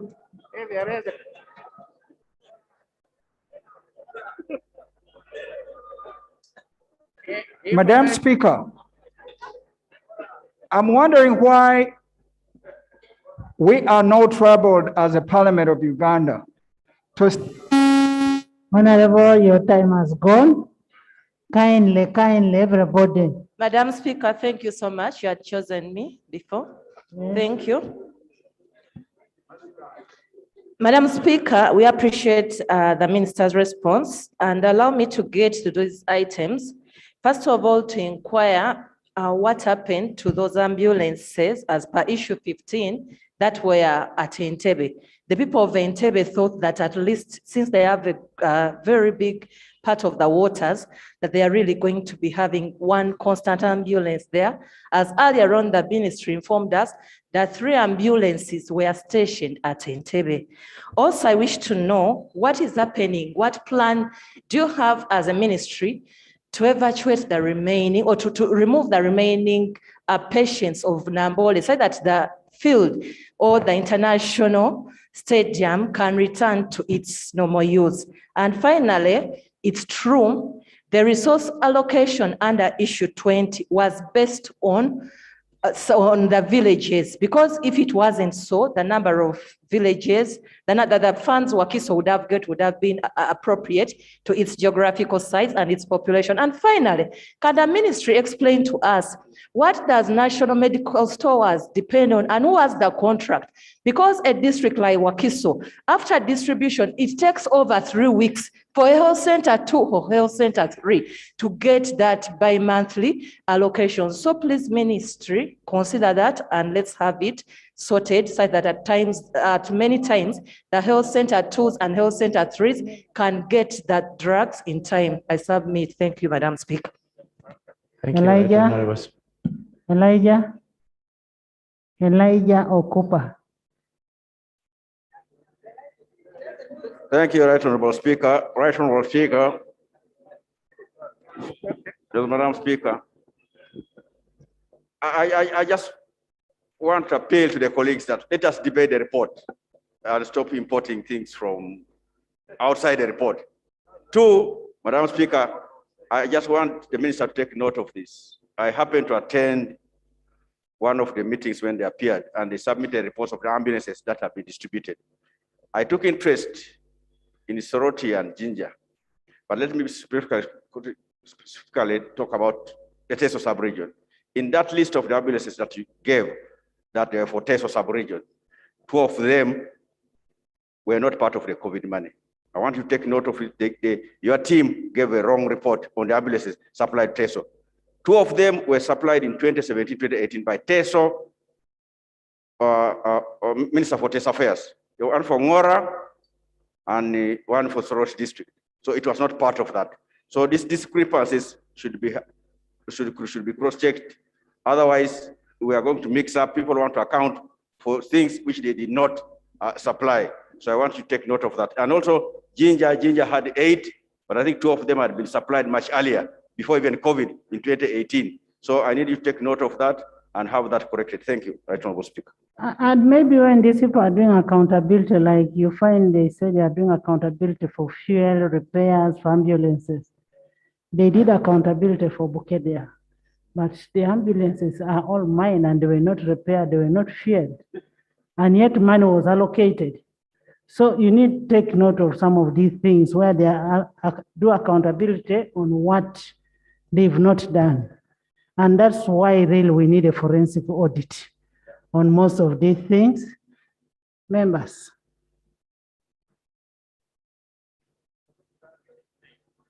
Asman. After Asman, we come. Honorable Mapendusi, your issue, I'm giving it to the minister because you're part of the committee. So you cannot be allowed to debate. Honorable Asmani, President of GEMA. Thank you very much, Right Honorable Speaker, for catching the eye of the only president in the House. Where is he? Where is he? Right Honorable Speaker, I want to refer to page 21 of the minister's response, and that is on issue 18.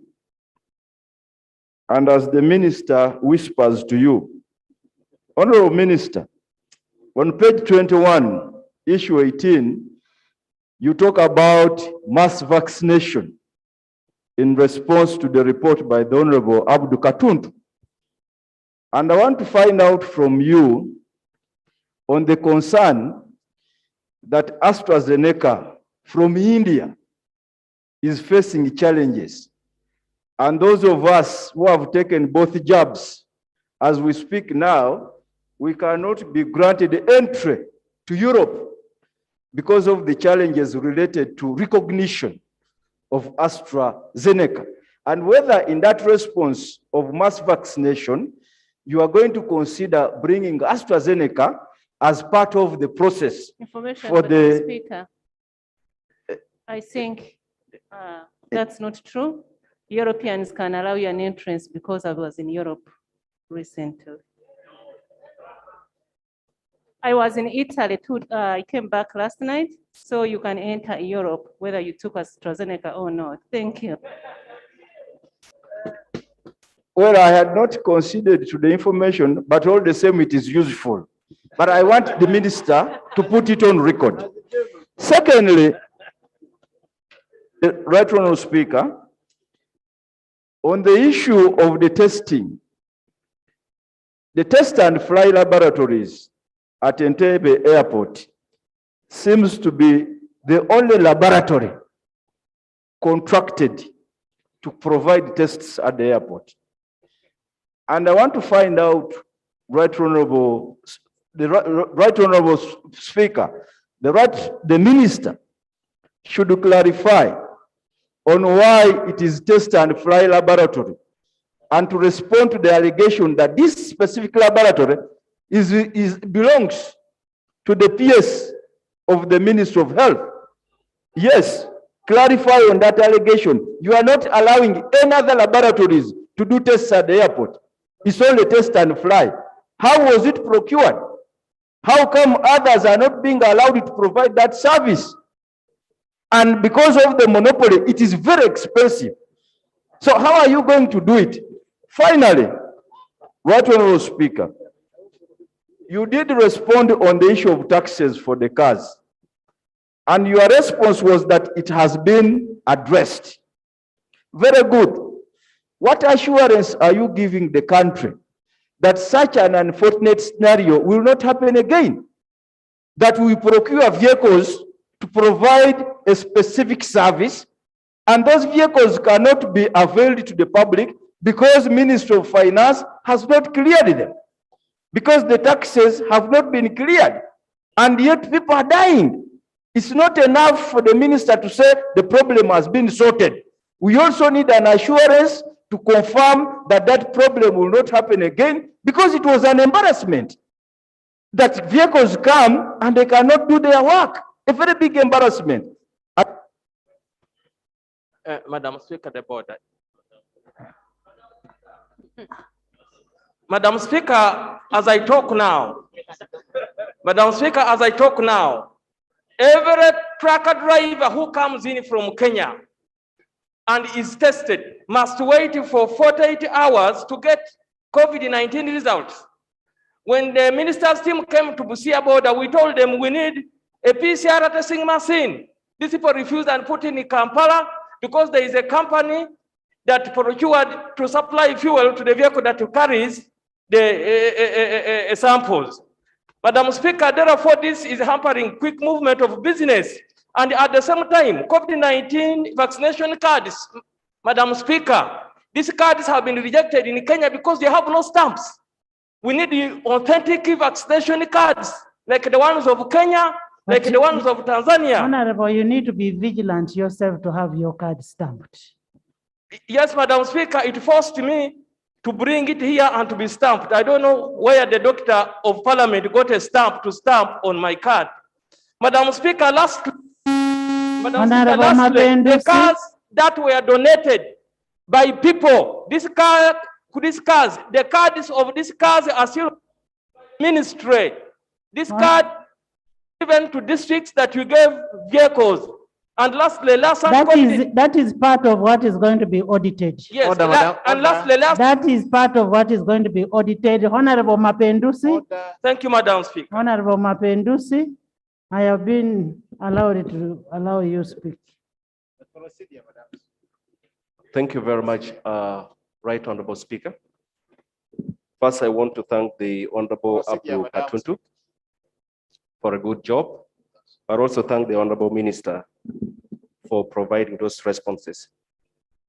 Right Honorable Speaker, as part of the efforts by government to deal with the second wave of COVID-19, a supplementary budget was provided. And as part of that, about 371.7 billion was provided to help in the first quarter in the different areas of intervention. Right Honorable Speaker, part of this supplementary budget was sent to local government entities. And there is proof that these local government entities and other ministries and agencies of government received this money. But Right Honorable Speaker, I would like to direct this to the Honorable Minister. And this is concerning the cities. Much as other local government entities received what was meant for them to help during the difficult period in this quarter one. The cities, and I want to be specific. For example, Arua City received 338,400,000 shilling. And Gulu City received 201,200,000 shilling. And many other cities. Unfortunately, Right Honorable Speaker, the cities have failed to access this money. The funds are lying on their account simply because there are technicalities involved, and these technicalities are related to the aspect of operationalization of the cities. Right Honorable Speaker, this is a disservice. The cities are not functioning because they do not know where to go. Every time we try to find out why they're not executing their mandate, they say we cannot access funds. We cannot access the systems.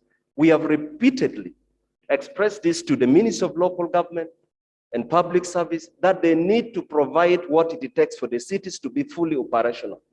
Right Honorable Speaker. How will the cities then respond? And the Honorable Minister has consistently provided statistics and updates on the rate of infection. And it's clear that the cities and major urban centers have higher rates of infection. And that means they need to get what it takes to effectively manage the situation. So this is quite absurd, Right Honorable Speaker, and I don't think the cities should be treated that way, and an explanation should be given, but should not just be an explanation. There should be action. We need to have the cities fully operational so that they can serve the citizens of this country. Thank you, Honorable Speaker.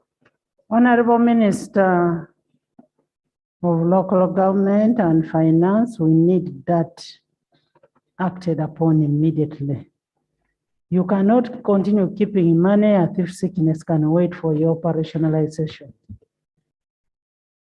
Thank you, Right Honorable Speaker.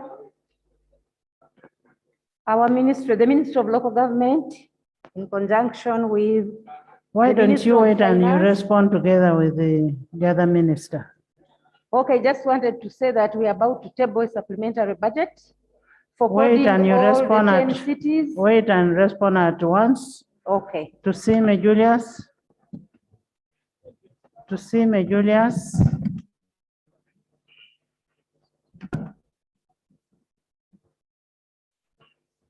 Right Honorable Speaker, thank you for the opportunity. For the record, Julius Sime Karhanga is my name. I represent the people of Rampara East constituency. Right Honorable Speaker, I would like to thank the Minister for the efforts to respond to the well-thought report by the task force, and also commend the task force in the same vein for the patriotic work they did. Right Honorable Speaker, Uganda as a country did commendable work in the first wave because our strategy was based on the preventive approach. Right Honorable Speaker, as we went to the second wave, for example, in the Rampara district, it was severe. We had about 22 deaths. Unlike in the first wave, where in the Rampara district we had 1 case. And partly this was because of a lack of space to provide emergency care for these cases at the referral hospitals.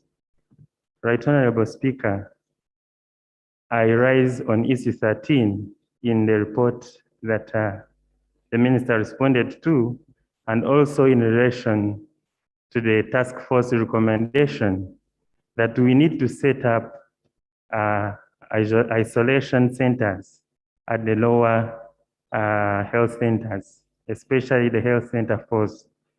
I think that is a noble recommendation because for the case of Rampara, out of the 22 cases that died, it was as a result of inaccessible space at the referral centers, including where.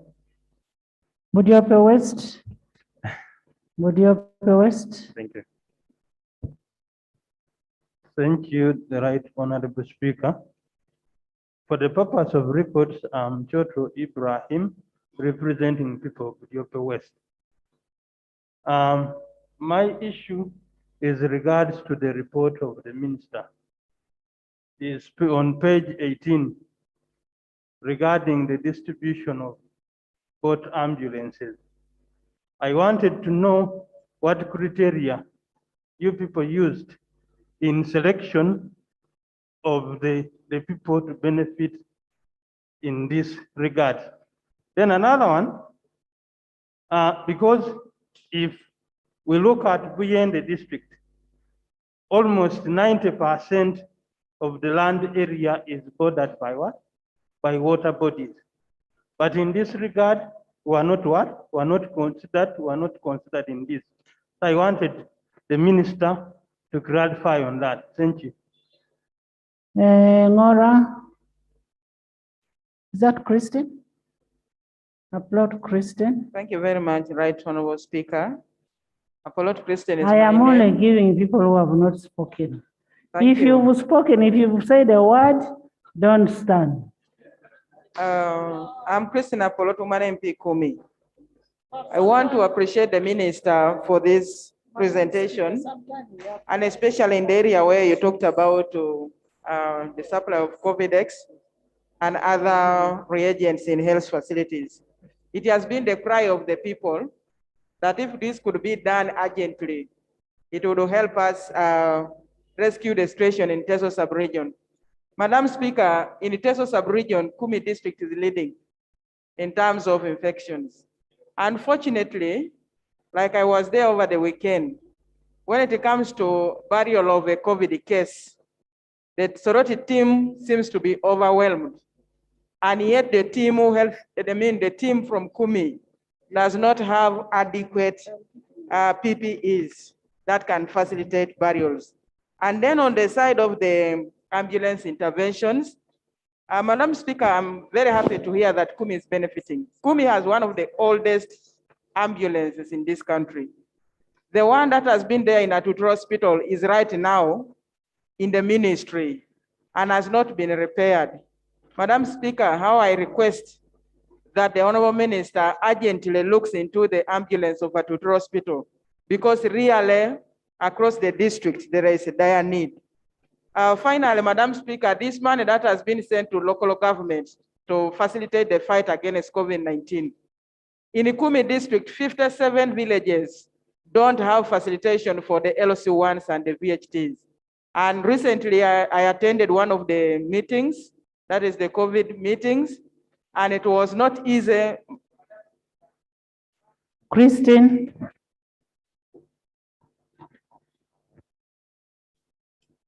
Okay. Okot. Thank you, Madam Speaker, for giving me the opportunity to give my submission. My name is David Lagen, a member of parliament representing the people of Bago County. First of all, I want to thank the minister for giving us the report. And I also want to thank the Honorable Katuntu for opening our eyes on the reports of the minister. I have 3 issues to present. One, I do support the ideas of the forensic audits, which is very important in reference to the issue of accountability on the COVID-19 money. And then 2, in northern Uganda, as earlier mentioned, surely we have only 1 CT scan, which is a very big challenge. In most cases, when patients are referred from the hospital, they have to look for alternative or find a way to get a CT scan. Some of them travel up to Mbale, some of them travel to Kampala here, which is very costly and very expensive. So it is my prayer that the ministry look into consideration to provide the CT scan to northern Uganda, at least 5 of them. I think that would be very useful. And then 3, the issue of the ICU equipment. As earlier mentioned by Honorable Katuntu, I was surprised and very ashamed to hear that the ICU equipment is lying idle without being used. It is not being installed. I was asking myself a question, what is the purpose of procurement for this ICU? And yet we have so many people dying.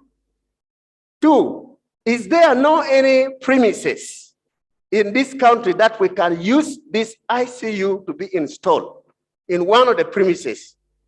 So I would urge you and ask the minister, please do your best to make sure this equipment procured with the money of the country be installed to help and support our people in this country. I beg to submit.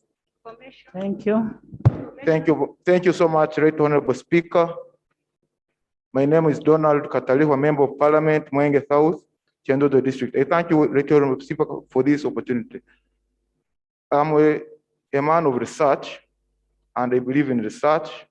And one disclaimer I have to give the minister today is that if you do research in Uganda today, she's one of the most popular and well-loved minister, even in my constituency.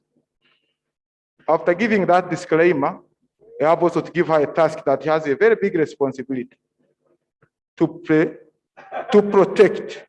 She has not complained. To protect that by taking the report of the COVID task force in good faith, so that at some point our people who love her so much should not be disappointed. Right Honorable Speaker, when I read through the report, especially on the issue of the CT scan, I know Honorable Linda wanted to raise that, and I know the Minister of Local Government is also from Kabarole. She has been raising it several times. All regions, I'm speaking on behalf of Renzori, we don't have anything like a CT scan in the whole of Renzori. A lot of conversations have been done on that. I think the Minister of Local Government has done that, Honorable Linda has done that, and many, Honorable Alex has done that. So what we really need to recommend to the Minister of Health is to do a deliberate, comprehensive health sector improvement emergency plan as fast as possible, so that we don't have to complain of these things in the next 1 or 2 years. For example, if you go to Shenzo, lucky enough, I used to be on the board of a hospital, or my district hospital before I joined the politics. When you go to that facility, you'll find equipment, but with no staff to operate the equipment. No radiographers, no these people who attend people in the theaters and the like. So we really need to have a comprehensive plan to make sure that all the health services are given to people comprehensively, not firefight, not to defend ourselves, but protect our integrities and have the health facilities delivered. I thank you, Little Speaker. Patience. Thank you. Thank you, Madam Speaker, for giving me this opportunity.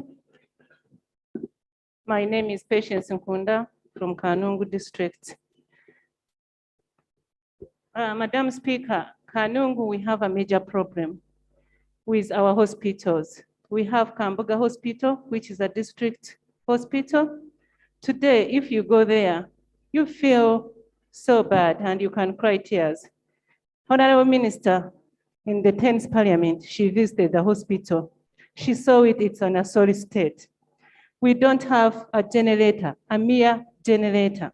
And you have heard, Kanungu, we have a major problem with electricity. Most of women are dying on operating table because of the electricity. Just a generator for the hospital in the whole district. Madam Speaker, I don't know if I can cry or what. I feel so bad that this country cannot provide for a whole district a generator. In a few months, like 3 months, we have just spent 37 million fixing this generator that has been there for so many years. Madam Speaker, I ask the Minister of Health to help the Kanungu district to acquire just a generator so that women can stop dying when they're being operated on giving birth. And because we need this generator in times of this like COVID, we have only 31 small oxygen cylinders. Most of the time we have to use oxygen concentrators. Being that we don't have electricity, so many people are dying because they can't even get oxygen because we don't have electricity. Madam Speaker, I appeal to this government to help us and fix our structures. Honorable Minister, please help those people. Please, at least give them a generator. Thank you, Honorable Speaker. Thank you, Right Honorable Speaker. My name is Leku Joel, MP for Terego West. I come from Terego District. Honorable Minister, I've been looking through your report from page 27 to 32, where you indicated delivery of community masks, and the Terego is not on the list. I would like to inform you that in the Terego, we got your masks, but they're very limited. Why I'm bringing this up, because Terego in this country, the name misses in every sector. But there's a district called Terego. When your ambulances come tomorrow, please don't forget us. Members, let's debate the report. Let's not look at district level, okay? Linda? I'm still on the floor. Thank you. Linda? Thank you very much. Thank you. Right Honorable Speaker. I also want to appreciate the response by the Minister of Health and for the great work you are doing. The country, we really appreciate and we are proud of you as women. Honorable Minister, my request is when you're distributing these 282 pickups, think about new administrative units, the newly created cities and districts. Mother districts have refused to share with them assets. Take an example of Fort Portal City. It has 9 health centers, but they do not have either an ambulance or any means of transport that the health workers are using in the city. So my request is that Fort Portal City should be considered. Thank you. Thank you. Javira, you'll come next. Right Honorable Speaker, thank you so much. I congratulate the Minister for a very wonderful statement in response and the committee for a job well done. I'm raising on issue 18, which is mass vaccination. Right Honorable Speaker, it has taken the Republic of Uganda 4 complete months to administer 1.3 doses of vaccines. We seem to have gone around the vaccine appetite and gotten vaccine. I congratulate the minister and the country. My question to the minister and the team is these strategies that she alludes to in this report. We need to see an elaborate, very well laid out strategy for mass vaccination. It's the only shield this country is left with.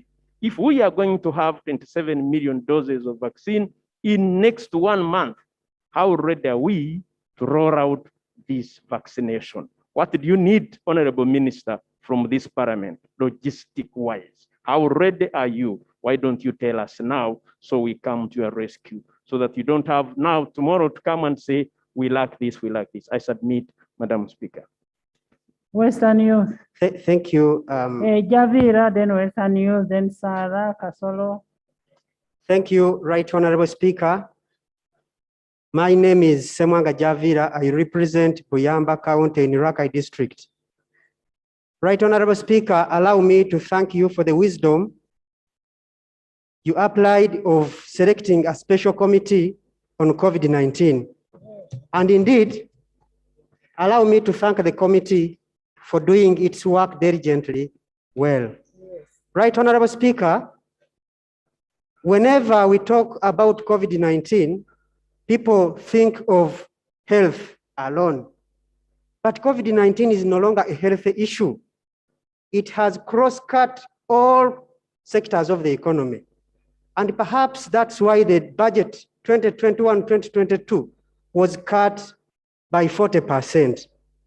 Right Honorable Speaker, I have stood here to request that you implore the Ministry of Finance, Planning and Economic Development to use our planning experts to tell us the future prospects of Uganda. We have strategic documents that we follow as a country, for example, National Development Plan 3. We want to know, as the House, are we still in line with it? Are we still following the National Development Plan 3? Right, Honorable Speaker, today, business people are crying down. They want to hear from the Ministry of Finance about its monetary and fiscal interventions in this matter. I beg to submit, Right Honorable Speaker. Youth Western. Thank you, Right Honorable Speaker. I change seat. For purposes of record, Rugumayo Edson is my name. Member of Parliament representing the young people of Western Uganda. Right Honorable Speaker,